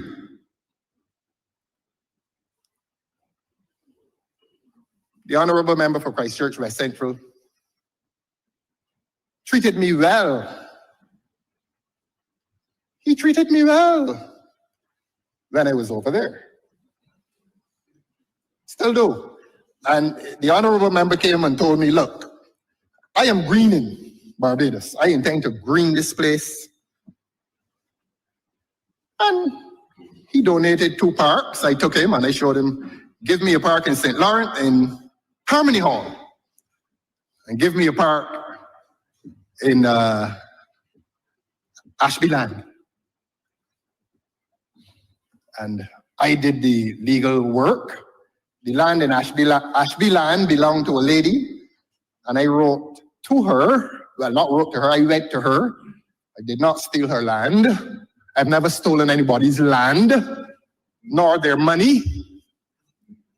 And I went to her and I told her, donate this land to the NCC. You're not losing your what we call seisin, S-E-I-S-I-N. You're not losing your title. You're not even given a lease. What you're given in law is called a license. And it is called a bear license, B-A-R-E, not a bear, B-W-R. And at any point, you can retrieve your land. And she accepted. And I went back to the Honourable West Central with a document signed by the lady, prepared by me. Not only am I a good parliamentary representative, I am a good lawyer. That is all I can do. I'm not a good dentist. I'm not a good doctor. I'm not even a doctor nor a dentist. That is all I am, honorable members. And so I prepared the document using my experience. But that is the long story. The short story is this, that the honorable member for Christchurch West Central came and paid personal attention when he was a better representative. And I said to him, I want 2 benches. And the honorable member gave me 2 benches, or 3. And the honorable member had them painted. And you all know where the story is going. They know where the story is going, sir. They know what color the benches were painted in. And if the honorable member were allowed to interrupt my speech, he would say that those benches were painted either green or blue, I cannot remember. But one day, someone told him to change the color of those benches. The paint was unpeeling, the benches weren't rotting, and they paint the people's benches right. They painted benches in a public park raid.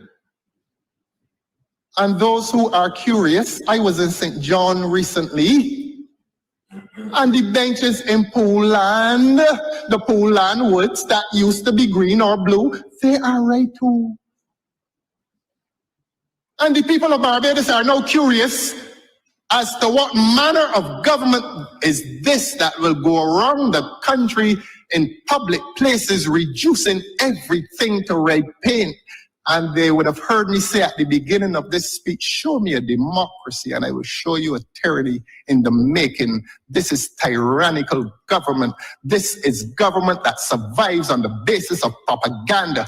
Propaganda is the lifeblood, the fuel of this government. And this government will not feel that it can succeed unless it can work on the mind of the public and to paint everything red and to associate red with a successful Barbados Labour Party. And then every time you see red, you associate that with the government and you will feel favorably towards the government. But let me tell this government something. The cash registers in the supermarkets are also red. The numbers are also red. And the citizens of this country cannot afford the food. Has any member of this government stood in the line at a supermarket and had the person ahead of him or her turn and say, could you please help me to purchase these groceries? I was at, I'm not going to call the name of the place. If you have tears, prepare to shed them now. I'm going to call the name of the place. I was in Sheraton Center a few months ago. And I walked in and I saw this lady and said hello. Very well dressed lady, very well presented lady. And, you know, when you're doing a good little job, people get to know you. So I said, well, she's just another person who has acknowledged that I'm not doing a bad little job. And I met another friend, and he told me, look, Ralph, I have $120 in the ATM. You see that lady there? He pointed at her very well attired. This is not a vagrant, this is somebody who carried herself well. He said, look, she just walked up to me and told me, sir, I do not have any money. Please, could you help me? I wish I could call his name. And I hope he's hearing me now. He needs to be acknowledged here anonymously. And he went and took $50 off his ATM that had $120. And he said, watch me now. And he and I are walking to the car park. And he passes by her. And what we do in Barbados, he squeezes the $50 into the palm of her hand. If you have tears, prepare to shed them now. The red benches have not brought prosperity to the hardship that that lady is suffering. The red benches have not brought prosperity to the suffering people of this country. So you can paint the benches red. But the light bill has urgent in red too on the envelope. For a lot of the people in this country, and when the electricity bill comes and it has red urgent on the envelope, the people tremble. And government, Your Honor, I am going to come to government's relationship with the Barbados Labour Party before you ask me to sit. I'm going to come to that because I've come here to tell the truth, and I'm going to tell the truth this afternoon. Show me a democracy, and I will show you a tyranny in the making.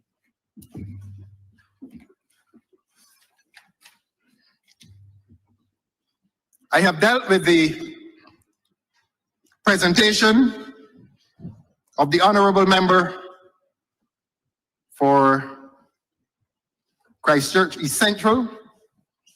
You will permit me, Your Honor, to do an overview of this economy. And this will be of particular interest to the honorable member for St. Michael West Central and the honorable member for St. Philip South. This economy continues its over-reliance on tourism. We have been saying for a long time, and before I came across here, the economists were telling this government that this economy needs to be diversified. A respectable economy or an economy cannot claim respectability when it is driven on one industry, unless it is oil or something. You can live on that and disregard the others. Like a few countries in the Middle East, they've become super wealthy on a sole product called oil. But in this little place, we have to diversify. I know the honorable member for Christchurch West, he said for boasted yesterday that he has 6 hotels coming up all at once. And one day, he will come back and tell the people what value those 6 hotels have added. And when I say value, I mean real value, value in dollar terms. And while we have focused on tourism, agriculture seems indifferent. And more than agriculture seeming indifferent, perhaps the minister is indifferent. Because 3% of GDP is agriculture. And I said that I'm coming here to demystify for the sake of the public, because I believe that this government knows of what I speak. Gross domestic product is the total, the aggregate amount of goods and services exchanged within the thing that we call Barbados. That's what it is.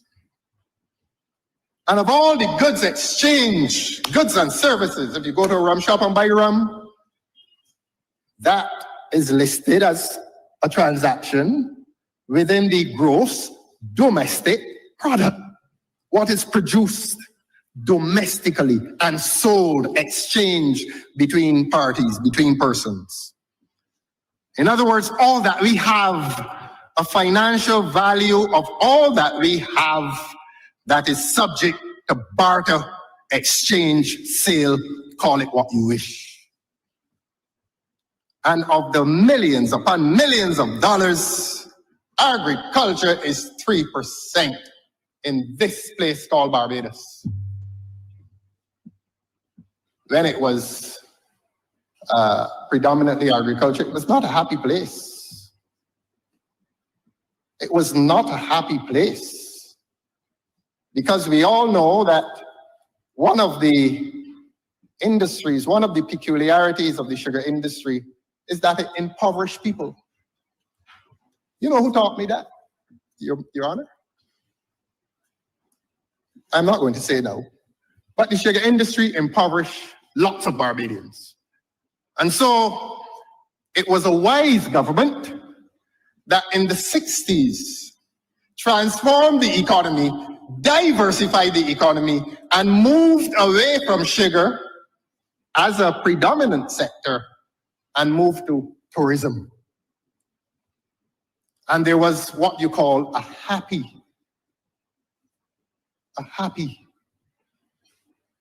coincidence, or coexistence, I mean, between the two industries. And there was always that balance.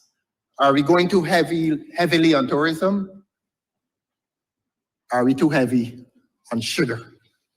And so those wise men who created or who completed this project in democracy always guaranteed to this country that there should be that happy coexistence between two industries which gain this country much foreign exchange. We now live in a country that cannot defend its credibility if only 3% of that gross domestic product is in agriculture, and we are around here talking about food security.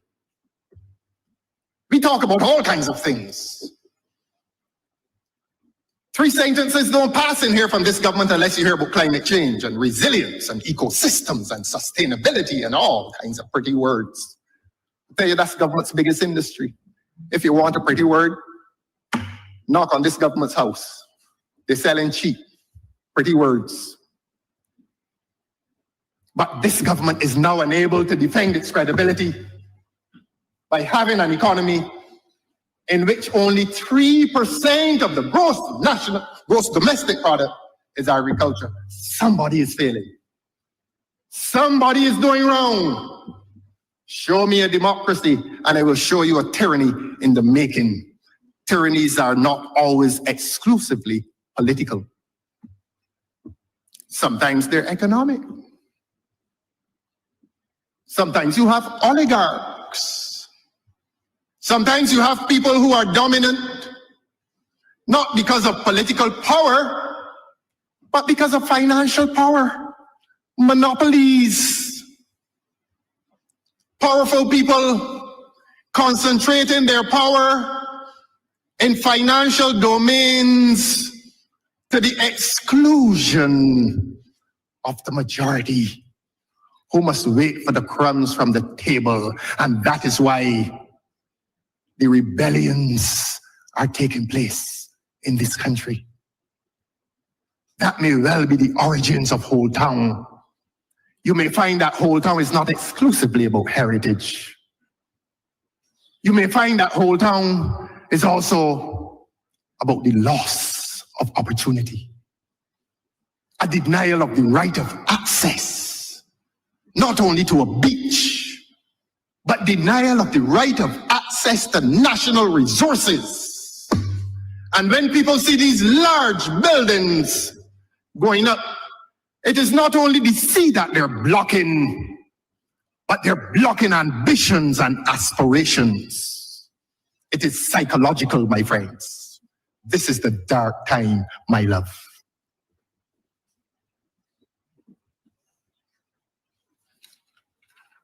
Where's manufacturing in this economy? I said earlier, and I'll repeat, in the face of the boast by the honorable member for Christchurch East Central that construction is booming, it is not booming for the Barbadian laborer. I see it. I drive by the projects and I look. I am not a theoretical politician. I go into the highways and byways, not to do mischief, but to observe the reality that surrounds. And one day, this government came in here and acquired lands at Bullins Agricultural Station. Man, and I got up and behaved bad in here. Not the kind of bad behavior that would entitle the speaker to put me out, but I protested. I protested because I felt that too much of our agricultural land was going into housing. And I predicted, I said, no doubt they're going to put high-end villas down there because it was just above the West Coast. And in my innocence, I said, I can bet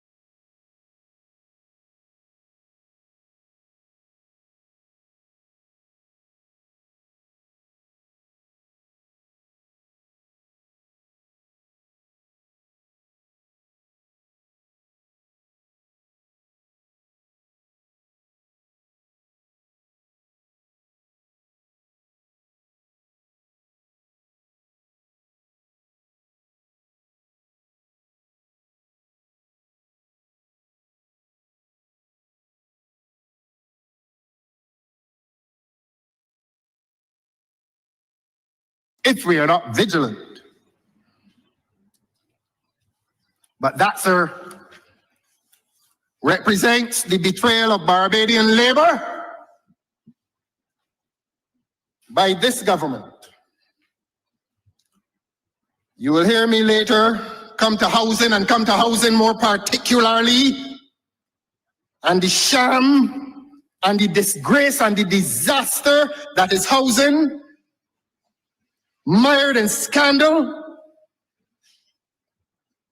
You will hear me say, sir, that the road repairs that are suddenly being done, all of a sudden, everybody can get a road. Roads dishing out in this country now. The honorable member for St. Thomas was in here crying a few weeks ago. Her tears have dried up. I think Bridgefield is no longer the worst road in Barbados. And all this falls under one's overview of the economy. But you know, the people of this country must be told that this government is constructing roads. They call it a mill and pave. You're milling and you're paving. Beg your pardon, sir. This government has found its way onto the South Coast, where I have the honor to represent, having told me a few years ago, you can't get a road because we have to do some subsurface work to the utility lines. And I told the honorable minister at the time, well, I suppose I have to wait. And they say that they sent 5 million up in Oistins after I crossed the floor. And they also said that they're now going to do the whole South Coast. All the utility lines are now fixed, presumably. But to tell the truth, they have not fixed the subsurface utility lines. And it is recognized by this government that the surfacing of some of the roads in this country is now going to be a waste of money because they have to dig up the roads that have been milled and paved. But of course, an election is coming. And if an election is coming, it is more important to waste some public funds to impress the electorate rather than to do things with financial prudence. Who is the beneficiary? Who is suffering? If you do the whole South Coast as a waste money project, which welfare recipient is denied, there must be some rationality to how you function as a government, to how you spend as a government. It is called financial prudence. But this government is willing to waste taxpayers' money for electoral advantage, and that is another example. The gathering has failed. Let us succeed with mill and pave. Let us purchase some votes while wasting the taxpayers' money on an unnecessary mill and pave program. I beg your pardon, sir? Yes.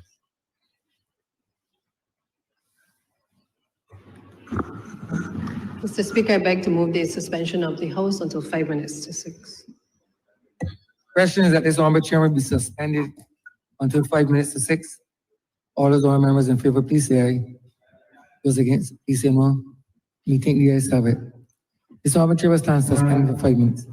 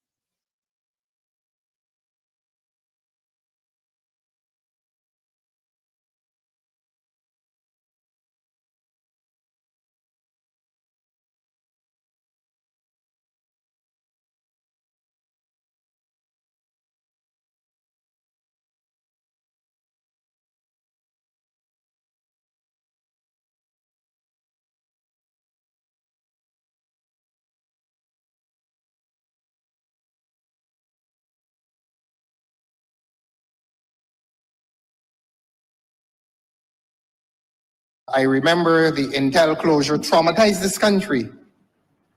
And I wonder if we ever quite recovered from the departure of Intel, so that I am hoping that those rumblings within the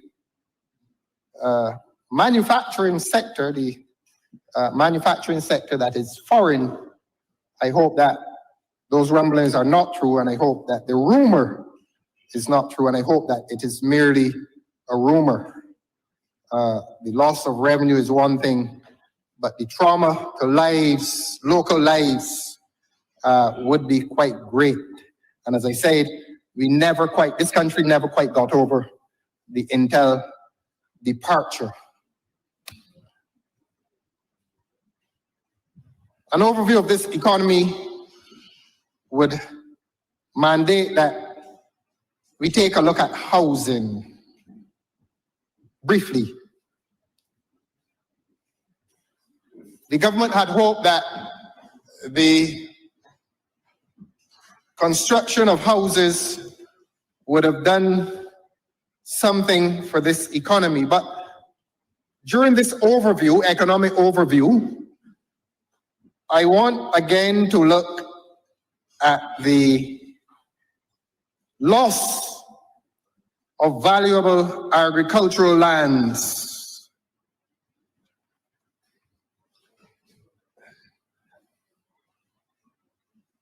It comes close to a crime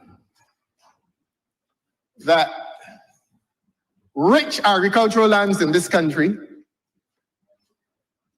are being excavated down to the limestone that rests beneath the rich soil and permanently turned into housing.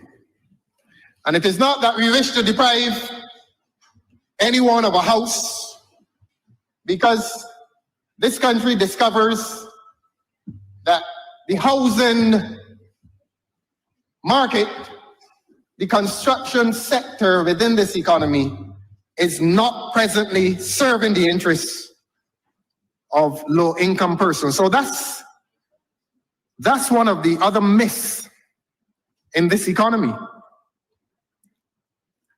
And the move from agriculture to housing, I will make the point generally, is slowing this economy down, because within the housing sector, Hope and so on, a lot of the houses are not being sold,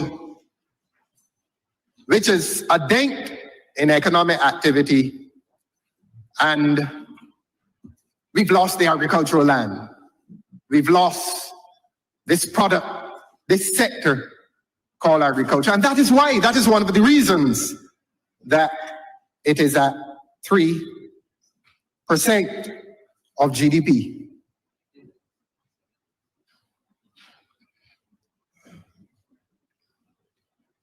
Now, it is conceded that there has been some economic growth coming out of COVID, obviously and quite naturally. You are going to experience economic growth. You had an economy that was closed, like all the other economies. And so when an economy reopens, it naturally grows. Growth is natural.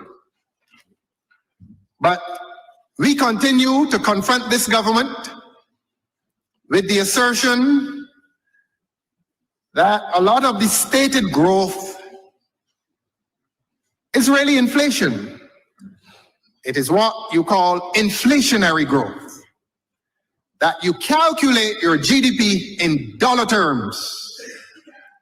And if you calculate your GDP in dollar terms and you have prices increasing, in other words, the same number of goods one day valued at $100, those same, with inflation, the same number of goods would be valued or calculated at $120. And what government is doing is that it really is calling inflation growth. And what is really inflation is not growth. And that is why, speaking to the public, The economists will argue that the growth is not real, that the growth is inflationary. And we charge this government with that accusation, that the inflation figures reflect a distortion in real growth figures. And you know, Your Honor, inflation not only distorts growth, but it militates against growth. Because Economics 101, if that is what they call it, will tell you that when prices are high, demand decreases. If a commodity is expensive, it will have fewer buyers. And if it has fewer buyers, it remains unsold, and that results in a lack of growth. There's no mystery about these things. Economists, bright economists, discuss these things in their language. Those of us who are not economists, and those of us who are merely heads of households, we are in our own ways economists too. And we speak English, we understand English, and we have a little common sense. And therefore we will understand these, what they will call phenomena, these events, that inflation will affect growth adversely, that goods will remain unsold, goods will remain unbought if the prices are too high. I reinterpret that, I restate that by saying that inflation distorts our perception of growth. Inflation also decreases growth. And so we reach the point where we condemn this government for distorting inflation rates. I think the government has been telling the people of this country who go to the supermarkets in terror that inflation is at 1.4%. Now, we know that this is not likely the case. They use the term goods of origin. I think that's the term they use, where the goods come from.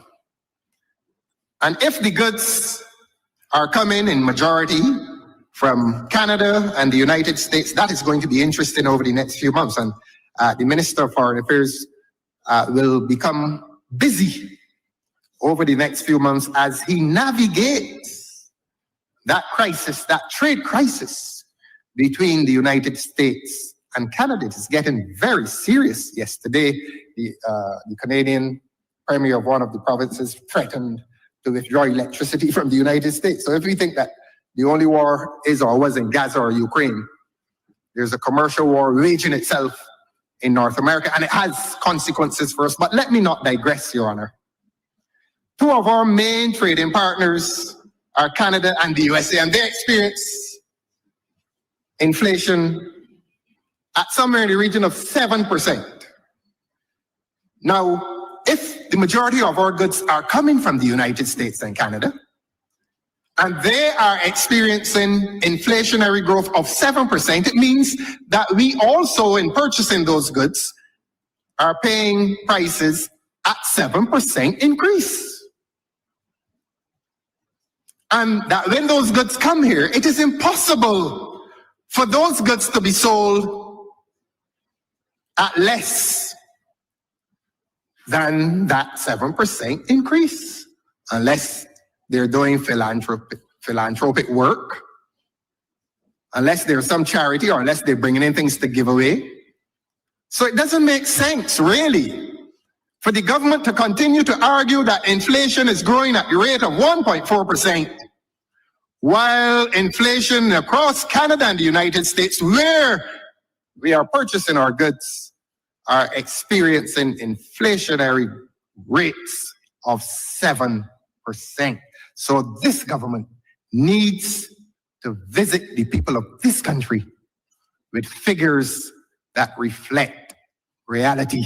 In other words, figures that are the truth that we have come here to speak today.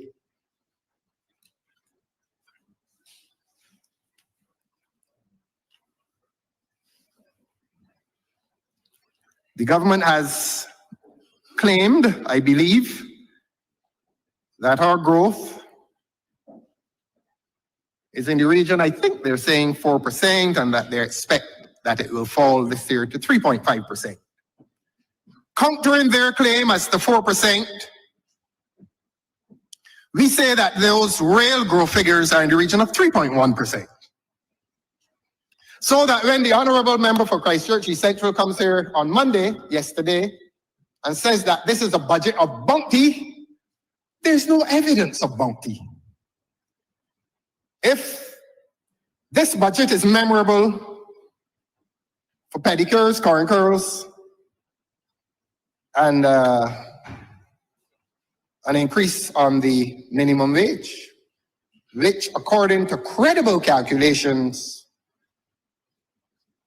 is putting, I think, an additional $1.36 in people's pockets. I'm going to get that correct before I say, but it is very, very, very small. The increase to the minimum wage it's really contemptuous. It really is contemptuous to the poor people. When you come in here and say that you have a bountiful budget, and there's no evidence of that bounty, that you come to the workers in this country, and you say to them that you have, I have increased, the minimum wage has increased. And the calculators are telling us, in some cases, 17 cents. It really is non-existent. And more than being non-existent, it is contemptuous of people's intelligence. It is an insult to people's intelligence. So that there's no bounty in this budget, because there's no bounty in this economy. This is an economy that is mismanaged by an overcommitment to borrowing. That is a fact. And that government finds temporary comfort in the possession of borrowed monies while there is little productivity, or while productivity is not consonant with those loans. But as I said before, government has admitted that the growth will reduce this year, and I hope, for God's sake, that it does not fall realistically below 3%. 3% is not acceptable. 3% does not speak well for prosperity in this country. And so when you use the word bounty to describe the budget, it's another sale of a sweet smelling and sweet sounding word. But the taste that it is leaving in people's mouth is the taste of disappointment. People are disappointed with the performance of this government. And people are now discovering that this government has sold them untruths about the true state of this economy. I referred, as I said, the Honorable Member for Christchurch East Central boasted about a construction boom. I need not repeat, but in my overview of the economy, the boom is not existing for local labor. Most of those work sites, and perhaps I should use more modest language, I don't want to exaggerate, but several of those work sites have a preponderance of foreign laborers, which, as I have said before, and it is worth repeating, it is disadvantageous and certainly not helpful to our national insurance fund. And they're working for lower wages, and I would imagine that they are repatriating, sending those wages back home. If it were a Barbadian laborer, he would be spending those monies here or saving those monies here. And of course, the honorable member for Christchurch East Central would say S equals I. Savings equal investment. I think I remember a little something. That savings equal investment. So if you put money in the bank, it is not lost to the economy because the bank will lend it out.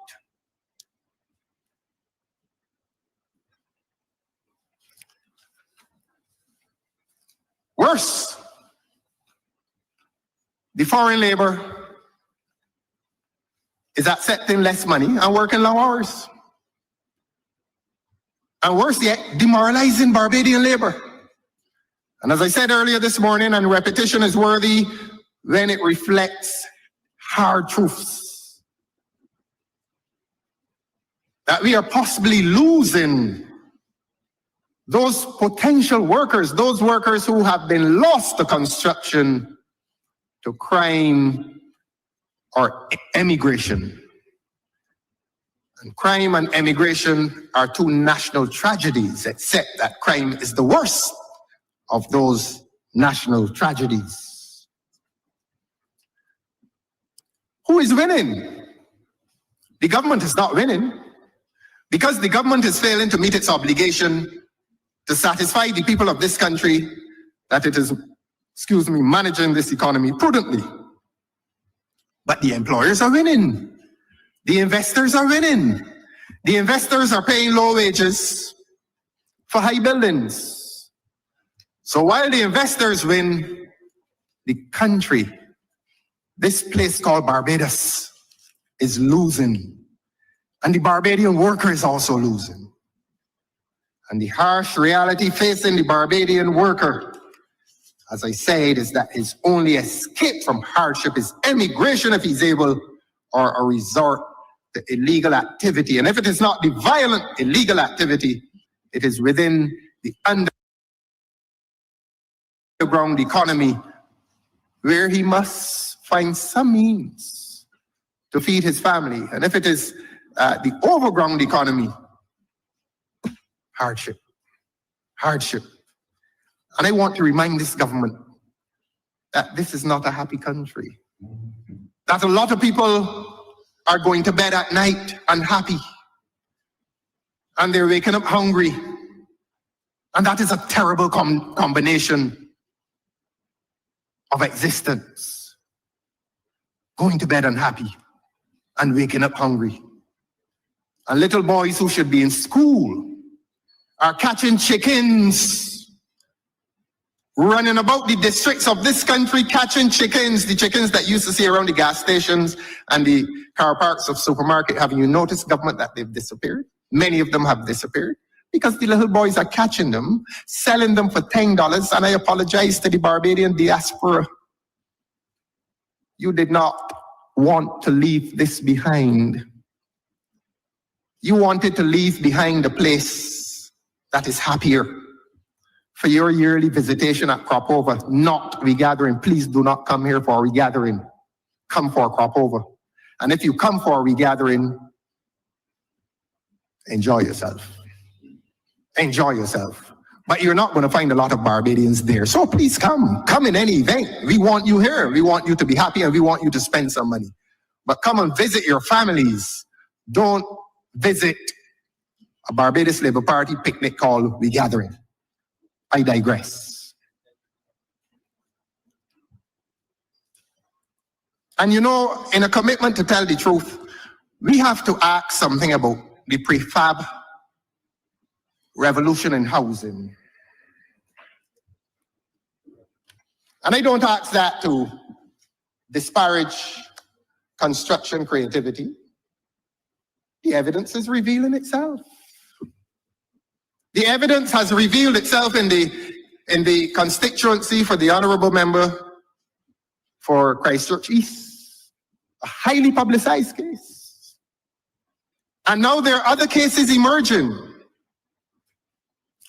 I've not come here to bury Caesar. And if I try to praise him, I am not finding many reasons so to do.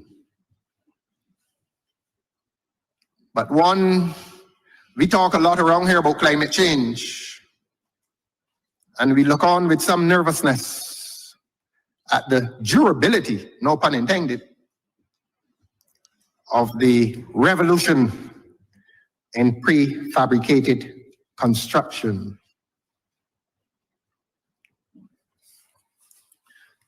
We have to face reality, and I've asked that the Honorable Member for St. James Central may engage himself in much creative thought. If he monitors that situation between the US government and Canada, and worse, how will this government dispose itself on the United States injunction against countries that have transacted with Cuban health officials? This government talks a lot.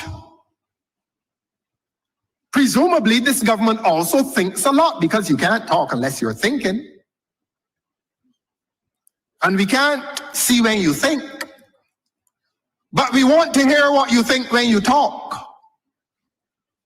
And the time has come for this government to talk to the people of Barbados in the manner that the Vincentian Prime Minister talked to the people of St. Vincent and told them what will be his government's position in relation to that North American injunction against administrations that have transacted with Cuban doctors and nurses. Is CARICOM to mean anything to us? Or does CARICOM mean nothing to us? Is regionalism meaning anything to us, or does it mean nothing to us? Is it a mere convenience? Is it a mere reservoir? Is it a mere domain of pretty diplomatic exchange, cocktail parties and tinkling of glasses, and we go back to our capitals and we forget the events of a philosophical weekend when we speak of immigration, of integration, regionalism, and the ideals, and we quote the great writers and the great singers, and it becomes business as usual. It's not for me to come to this parliament and to express admiration for any other government, but you will permit me, sir, to commend the head of the Vincentian government, who has taken a principled position courageously. What is this government's principled position? I have never heard this foreign minister lost for words, nor even this honorable prime minister. What are your words? And beyond words, what are your intentions? Tell Barbadians quickly. Too many Barbadians have had their eyesight saved in a Cuban system that has been, I think in some cases, gratuitous. Only the wealthy, or only those with very generous insurance policies, can afford medical attention in North America. What are your words, government?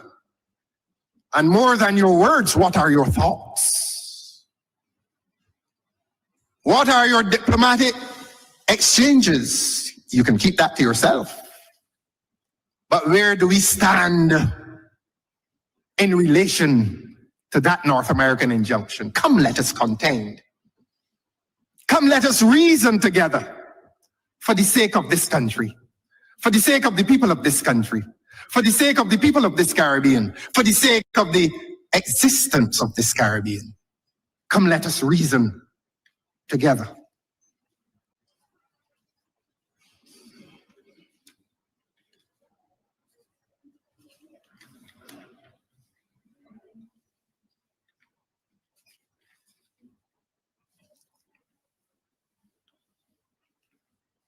no discussion on the economy is complete unless there's a very large discussion on tourism.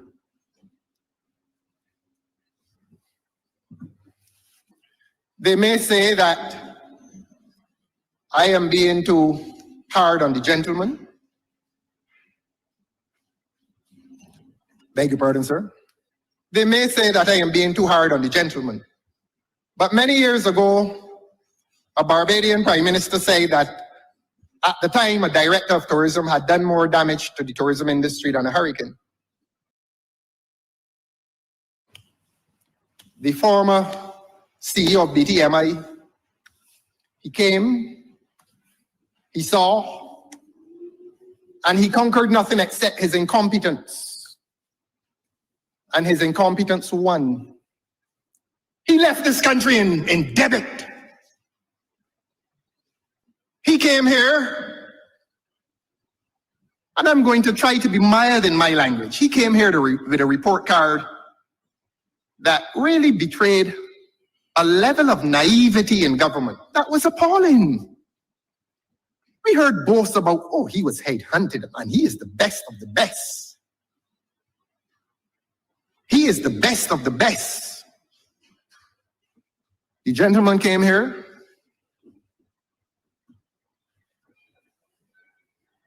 Veni, Vidi, Vinci. He came, he saw, he conquered. And it seems that his conquest was against the best prospects of this tourism economy. I hope that this government will admit to its large error.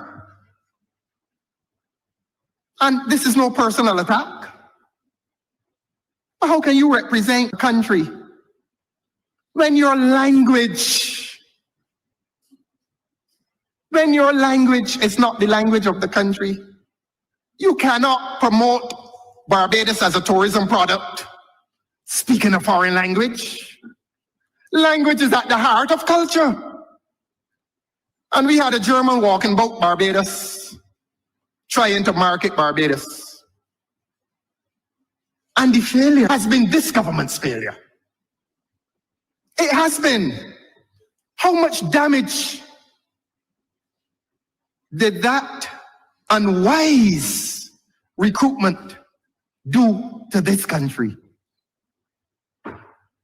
I repeat, tourism is about the sale of a culture.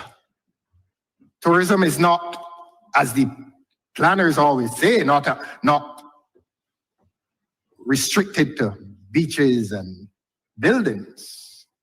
It is about a culture. I repeat, language being at the heart of that culture. A man whose language is foreign to this local language cannot sell this country. And therefore, we are happy to have bid him farewell. Not because we have anything against him, but the minister must remain condemned for misleading Barbadians as to the worth of this gentleman.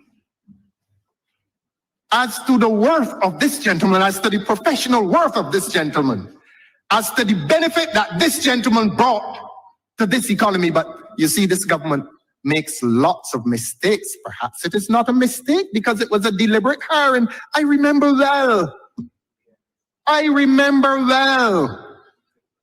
And I remember saying, but what is this all about? This hate hunt from all the way in the east. And he is brought here, probably seeing Barbados for the first time and hearing the Bajan language, nation language for the first time. And he has made our country's chief salesman of a tourism product. And I ask this government never to make that mistake again.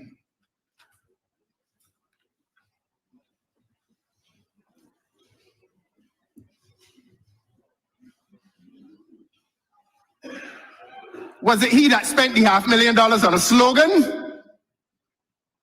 Because this government does a lot of trade in that figure. Everything is $500,000. Come. We have a lot of $500,000 bills. Come and get one. Some foolish slogan. And we spent $500,000 on foolishness. Now abandoned. Money's not repaid. What kind of contracts we had with these people? A former prime minister would have described this as spectacular incompetence. Spectacular only because it was so glaringly obvious. It lit up the skies and fell in our faces and left us disgraced and ashamed. It is nothing more than the worst display of management of our public resources. It was reckless, it was reckless. And here, while all of this was happening, Jamaica, and we must not be jealous, but Jamaica and Grenada and Antigua and St. Lucia were on the rise, and we were falling. They were outstripping Barbados. And then we hear talk about sharing flights with the other islands. That is not flight sharing, because under a previous dispensation, not going to call names today, but under a previous dispensation, those London flights left London, came here, stayed here, and went back to London because the airlines were satisfied that this market could satisfy the demand to come to Barbados. Whether you fly on Virgin Atlantic or British Airways, you are sharing that seat next to you with somebody on his way to St. Lucia, maybe Antigua. I don't know, although I believe Antigua has a direct flight. But we are sharing seats on those two vital airlines with St. Lucia, I believe, and maybe Grenada, I think it is. The Honorable Minister would speak with greater authority, but the point is, our tourism, I hate to say it. As a man who loves his country, I hate to say it. Except that I love the Caribbean no less. But we are losing. We are losing that subtle war that must necessarily exist. They talk about healthy competition. Competitions are not really ever healthy. People tolerate them. Nothing healthy about it. The anxiety that comes with competition. But we are losing. And under this honorable member for St. Michael West Central, who approaches the job with much zeal, when he rises to speak, he will tell this country about the state of things. I never say the state of play. These are not games. This is about people's livelihood. And if our tourism numbers are dropping, our prospects as a country are similarly dropping. I said before and I'll say it again. Barbados is a happy season when the tourism season is on. But of course, we know what is the existential threat, not only to tourism, but to all aspects of this economy, crime. And I'm going to come to crime later in this address, and I'm going to confront it, the issue of crime, with some difficult and unhappy truths.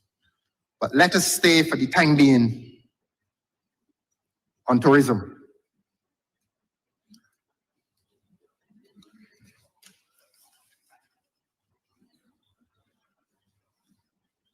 Now, there's this thing called, we come back to it, the debt to GDP ratio. In other words, what is the ratio of debt to gross domestic product. I think this country has been misled by this government. Correct me if I'm wrong, please, Your Honor, but I think this government has told the people of Barbados that the debt to GDP ratio used to be 178%.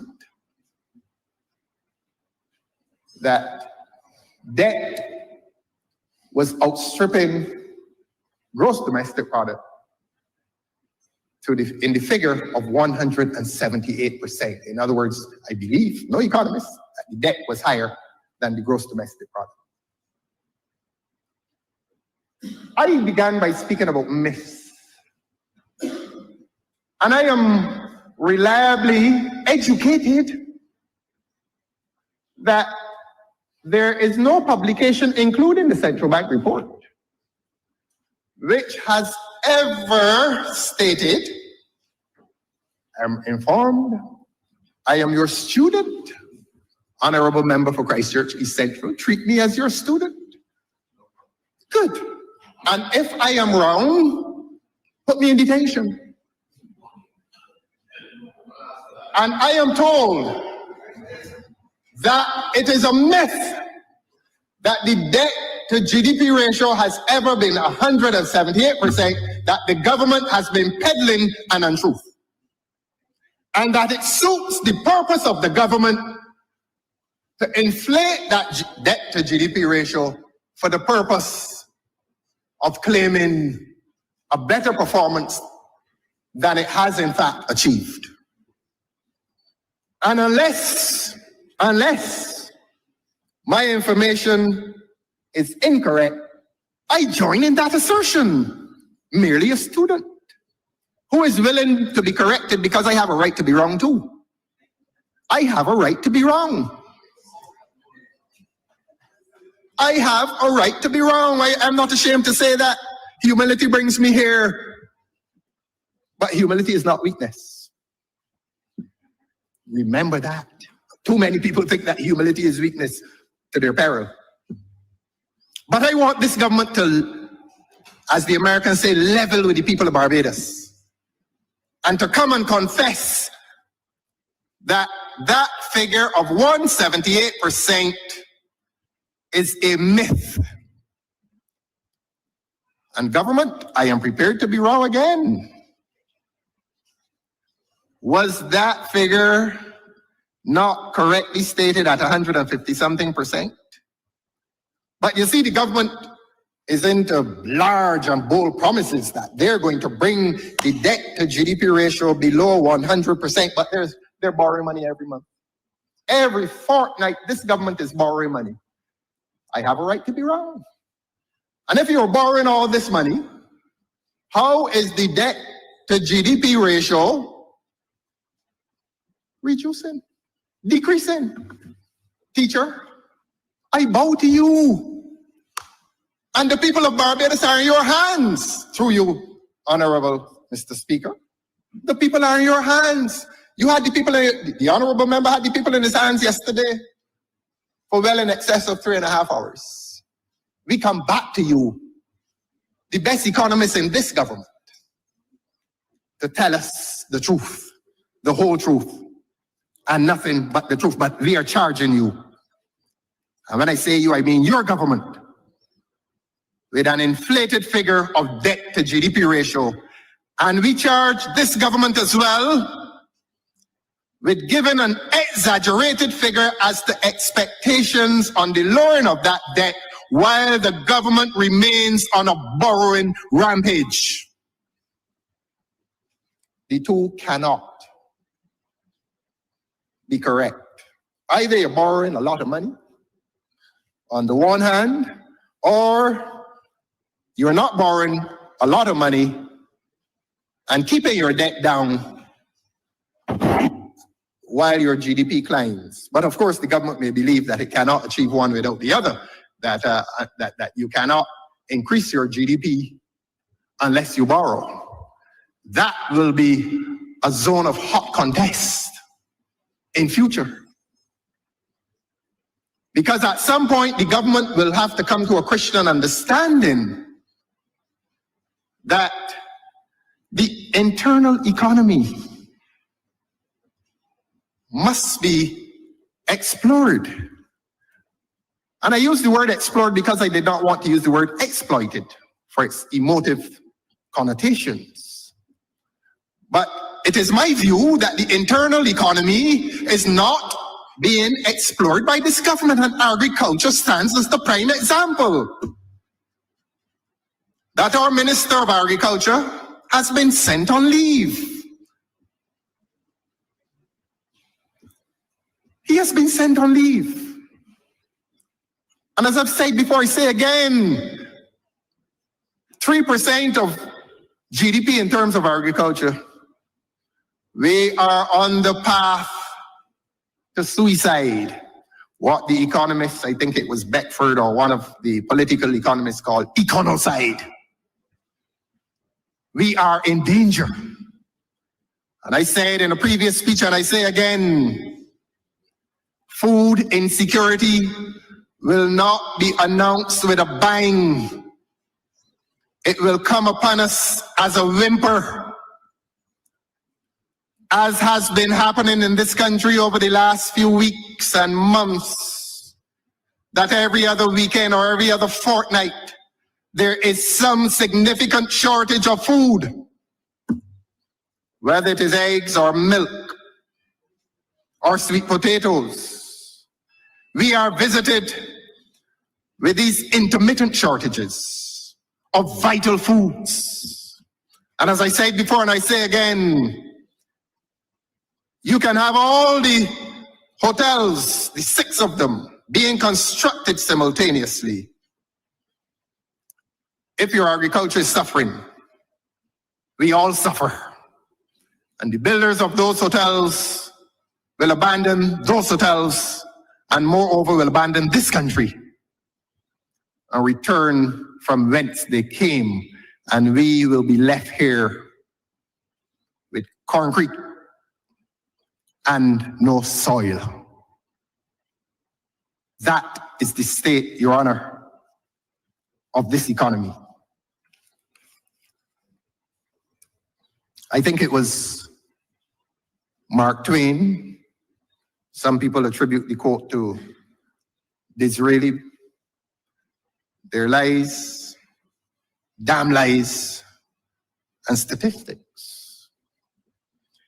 And quite often that sums up a government's treatment of its economic reviews. That you can reduce, as a good technocrat, everything to statistics. And that those statistics will sound very, very good. And you will add to the statistics the language of bounty. And the people out there, they're not feeling this bounty. They're not experiencing this bounty. They're unhappy. They're unhappy. And they're unhappy sometimes because they're hungry. I'm sorry to say that.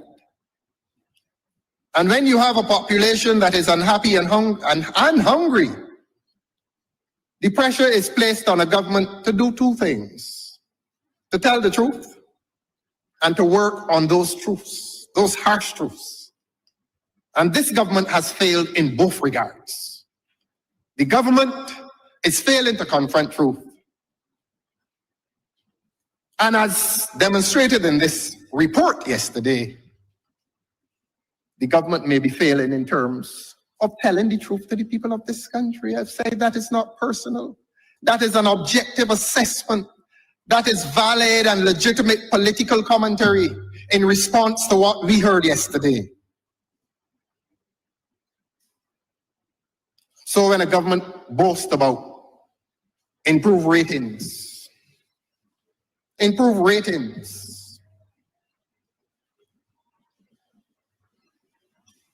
that we are moving up,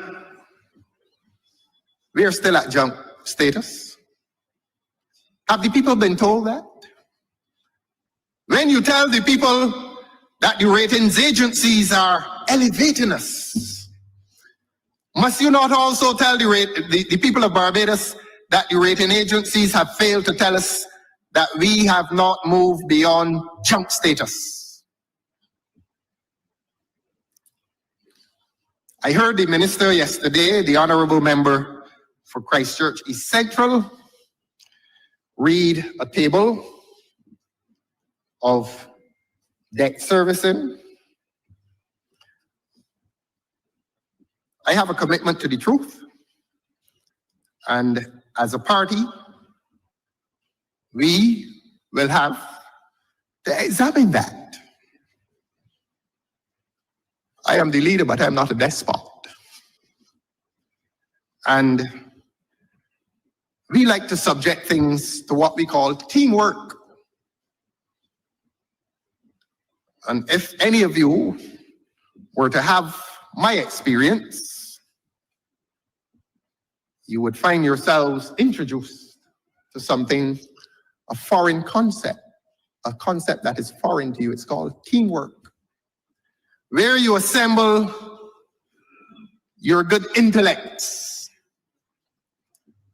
and you do what is called brainstorm, and you come up with the answers to your questions. And what the people of this country need to be told is that this government has not been altogether candid on the question of interest rates. On the question of interest rates, which become a part of government's obligation to its lenders, has this government been candid? In other words, has this government offered full disclosure as to possibly the perilous state of its debt obligations? Are we living on borrowed time? Or are we borrowing some time from our hapless children and grandchildren? And if not borrowing time, are we taking time from them? And if not taking time from them, are we taking prosperity from them? No wonder you will find that most of our young people, and I've said before and I say it again, one of the tragedies of modern life in Barbados is that we have lost so many of our bright young people. And we used to lose our bright young people on the basis of temporary sojourns in the metropolitan domains. But this group is telling you that they're not coming back here, perhaps on holiday, and tragically to a funeral. But we are raising a generation in this country that is not feeling that commitment to this society. And that is a tragedy. And we as members of this generation, this present political generation of all colors, must join and take joint responsibility. We must take joint responsibility. But I wonder if this government is taking its portion of that joint responsibility. But the lawyers will tell you that if it is joint, it is also not severable.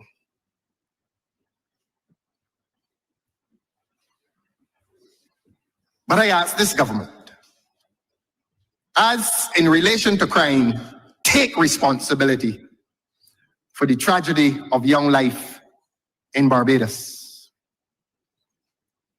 I come to the issue of debt restructuring. And I said earlier that I promised the minister that I would make available to him. I'm not going to make this a document of the House.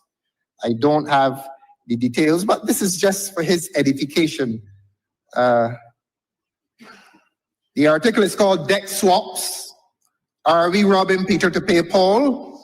It is by Dr. Juliet Melville. You're quoting from an honorable member? No, I'm not. I'm just calling the name so that you know the prosecutor. I'm not going to quote. Not going to quote, sir. The honorable member will locate it.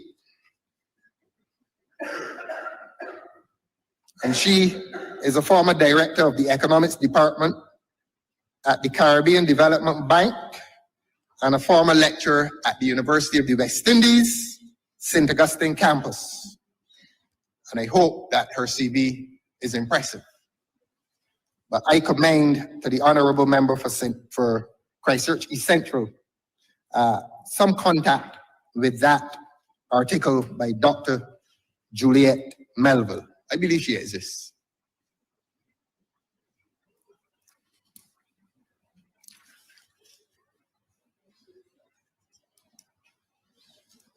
And she wrote on the perilous state of NIS. Not for the quarter, sir. I hope Not you for the don't. quarter. Not for the quarter. Honorable member, if you want to quote, you can quote and just make it a document of yours. But I don't have the date. I don't have the. But there's no peril in quoting, honorable, unless if you have the important information, the requisite information, you can quote as long as you make it a document of the House. I am guided by the chair, sir. And so I will make this article a document of the House. Debt swaps, Are We Robbing Peter to Pay Paul by Dr. Juliet Melville. And I will just excise. It's an article from a newspaper, honorable But member. that is why I did not wish to. So you ought not to then, if that's the Yes, case. I will leave that. Yes. And this will become a private professional transaction between the honorable member and myself. And he will go and read it. He knows where to find it. You find it on the internet probably. And she has said some very interesting things about the state of our debt. And she has said even more interesting things about these debt swaps that we came in here and boasted about a few months ago above my head. So I had to go away and consult the experts. And I'm not going to offend the procedure of this House. I would not allow you, sir. Indeed not, sir. But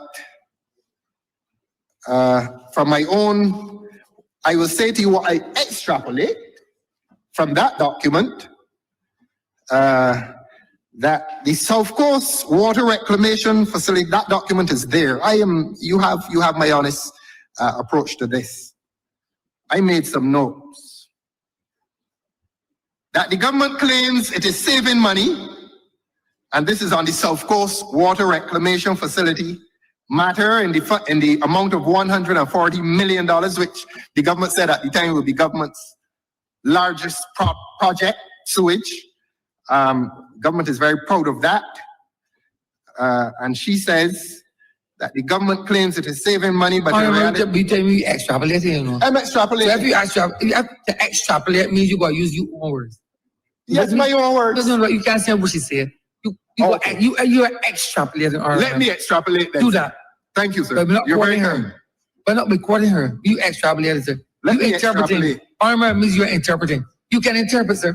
Yes. Yeah, you can interpret. Yes, let me interpret and extrapolate, or extrapolate and then interpret. Yes. Yes. Without using her words, though. Without using her words. Right. That the NIS is really leaking funds in this debt swap arrangement. That it has not been as advantageous to the people of Barbados as was sold in this chamber. That somebody is losing. Somebody is sacrificing. And it seems that in this country, the sacrificial lamb must always be the NIS. The Poor People's Bank. The Poor People's Bank. Raided by White Oak to the extent of $1.3 billion. And now this debt swap arrangement is raiding the NIS to the extent of $400 million. $1.7 billion. All told, that the NIS has had to sacrifice the financial arrangements. Is that why the people of this country in the public service are being forced to retire at 67? Is that why, Your Honor? I call it the poor man's bank. Why, even at the level of a security fund, must the poor man make the sacrifice? You ever saw any rich person in at the NIS, sir? Asking for help? No. So in addition to the Barbados government now making itself Barbados's most famous bank robber, they're heading back to the NIS to rob the NIS. And to result in the poor people of this country, civil servants, a man goes into the public service at the age of 18. And 49 years later, he can retire. 49 years later, Your Honor, that's not fair. That's not civilized. That is not a socialist country. That is not a socialist country or a country that models itself on the socialism of Scandinavia. And this is an exchange that the honorable member for St. Michael South and I had recently in here. But perhaps we don't have the resources of those Scandinavian countries.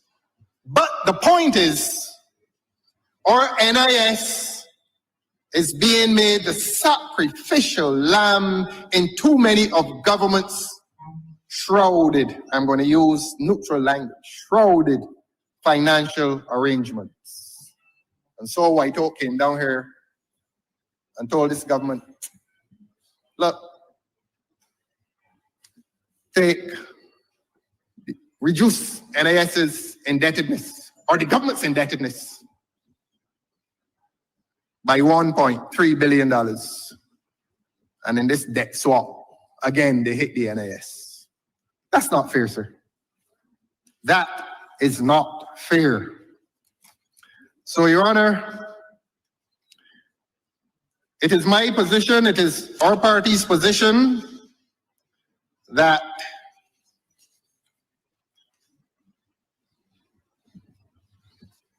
we are borrowing too much money. Government is claiming that the economy has stabilized. If the economy has stabilized, why are we going back for these loans all the time? If it has stabilized, why are we back on the people's doorstep like Sharkey? Some of them are here too young to know Sharkey. The honorable member for St. Thomas is well familiar with Sharkey.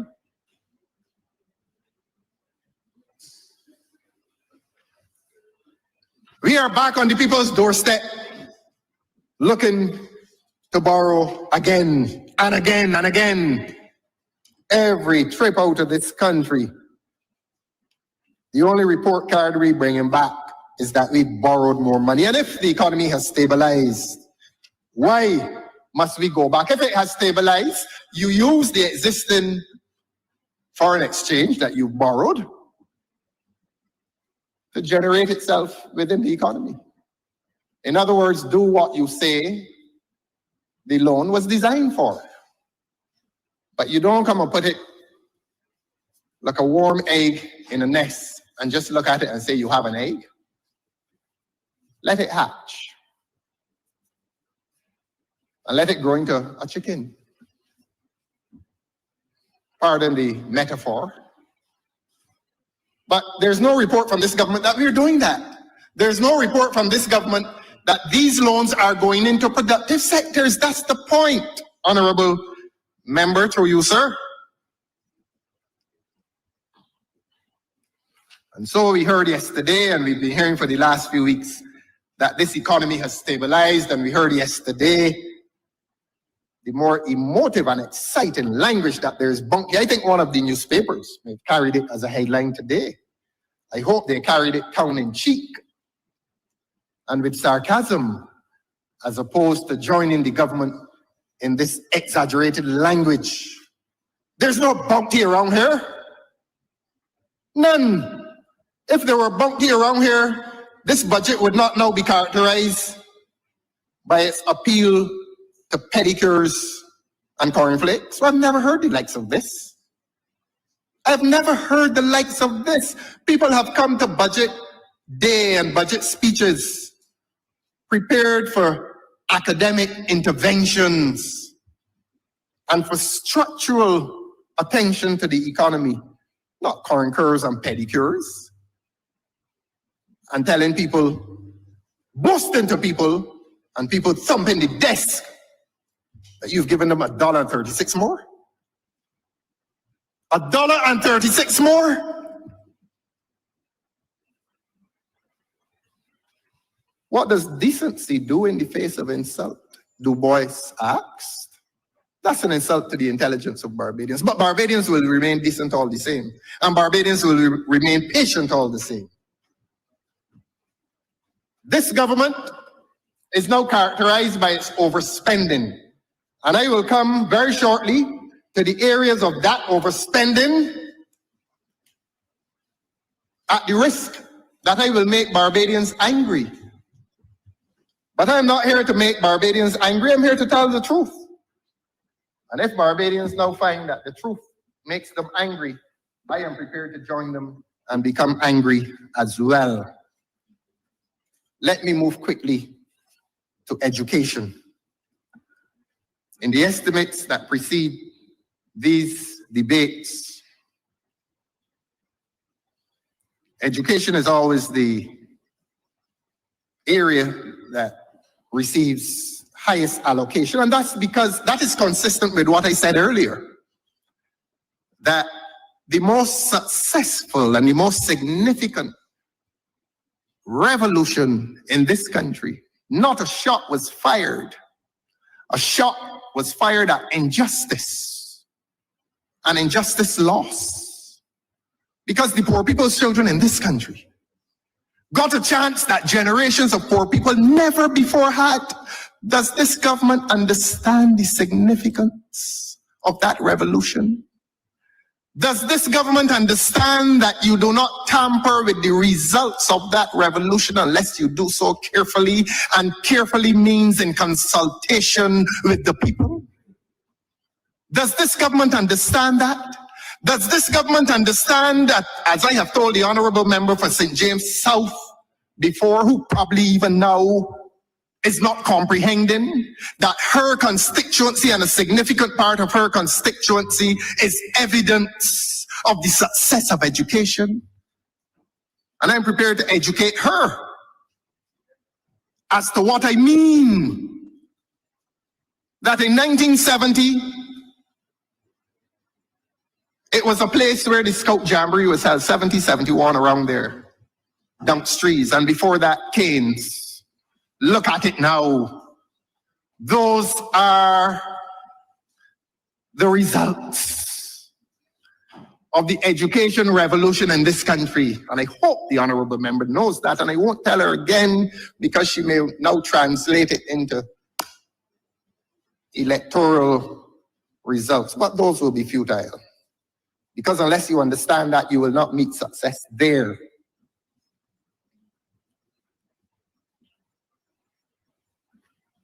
And that is what education did in this country. I want to tell a story about education. I'm on the subject of education. I wish I could call his name. A few weeks ago, I had a telephone call from a gentleman. I'll just say he lives in St. Peter.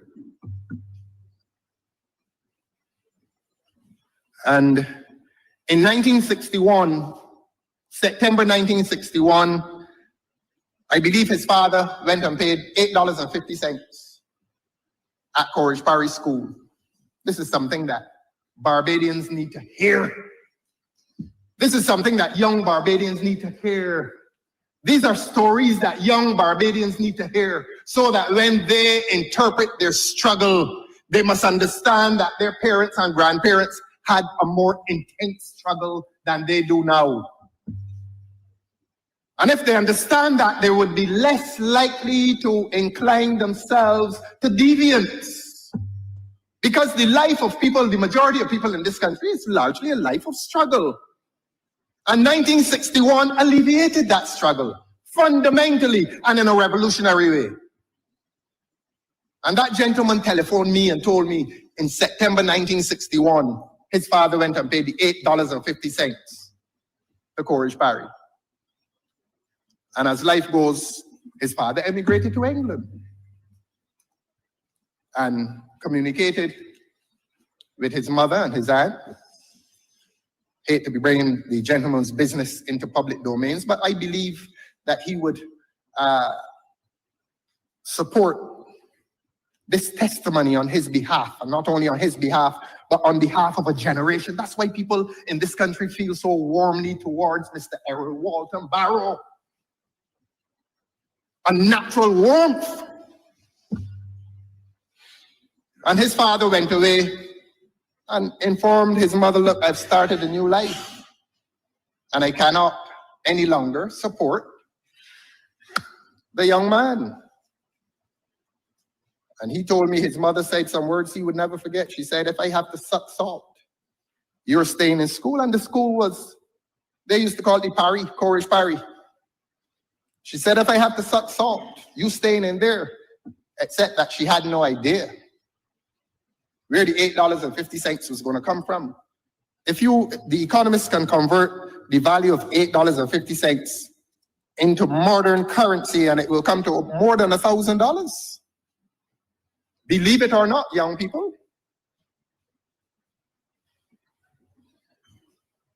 And in September, I beg your pardon, after the term started, His Excellency Errol Walton Barrow, after a conversation with Sir James Cameron Tudor, at the time James Cameron Tudor, Education Minister, enacted that education, secondary education, would no longer be a privilege, but it became a right. And that the poor people's children in this country no longer had to pay $8.50, which converted to modern currency is a large amount of money. And he walked in, and they used to call it the governing body. He walked into the governing body the following January and received that $8.50 back. And that was his moment in liberation. He became a principal of a school in this country. And that is why people feel so warmly towards that patriarch. And it is not my peculiar political expedition that will go on trial here, but it is an objective statement in the revolution called education that happened in this country in 1961.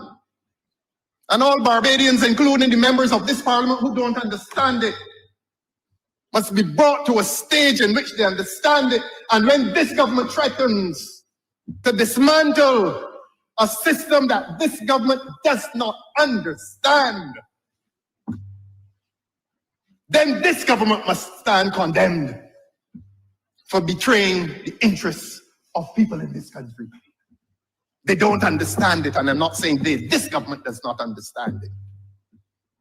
This government does not understand the institution that it is threatening to dismantle, and they can't touch it unless its beneficiaries and the children and grandchildren of its beneficiaries have an input. And this government's sin has been the sin of a lack of consultation with the people of this country as to that thing we call 11+. It is sacred, but it is not perfect.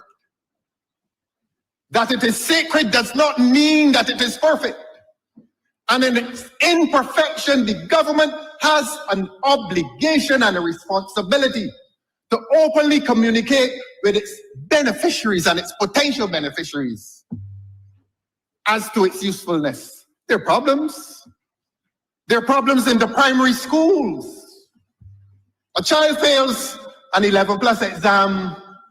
He doesn't fail that exam on that morning. He has been failing from the time he was 4, 5, 6, 7, 8, 9, 10.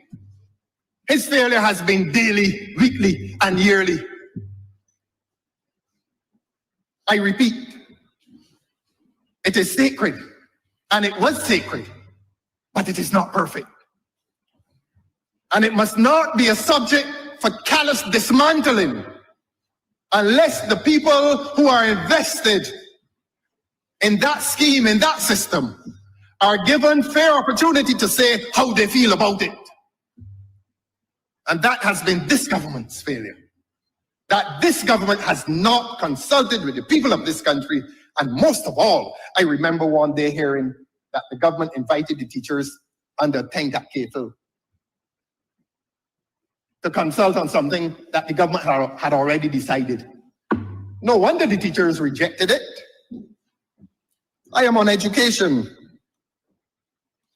Honorable member, Beg your pardon, sir.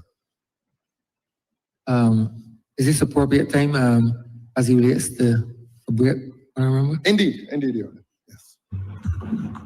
Thank you, Mr. Speaker. I beg to move the suspension of the House until 8:15 p.m. Question is that this honorable chamber be suspended until 8:15 p.m. All those honorable members in favor, please say aye. Those against, please say no. Meeting the ayes have it. This honorable chamber stands suspended until 8:15 p.m.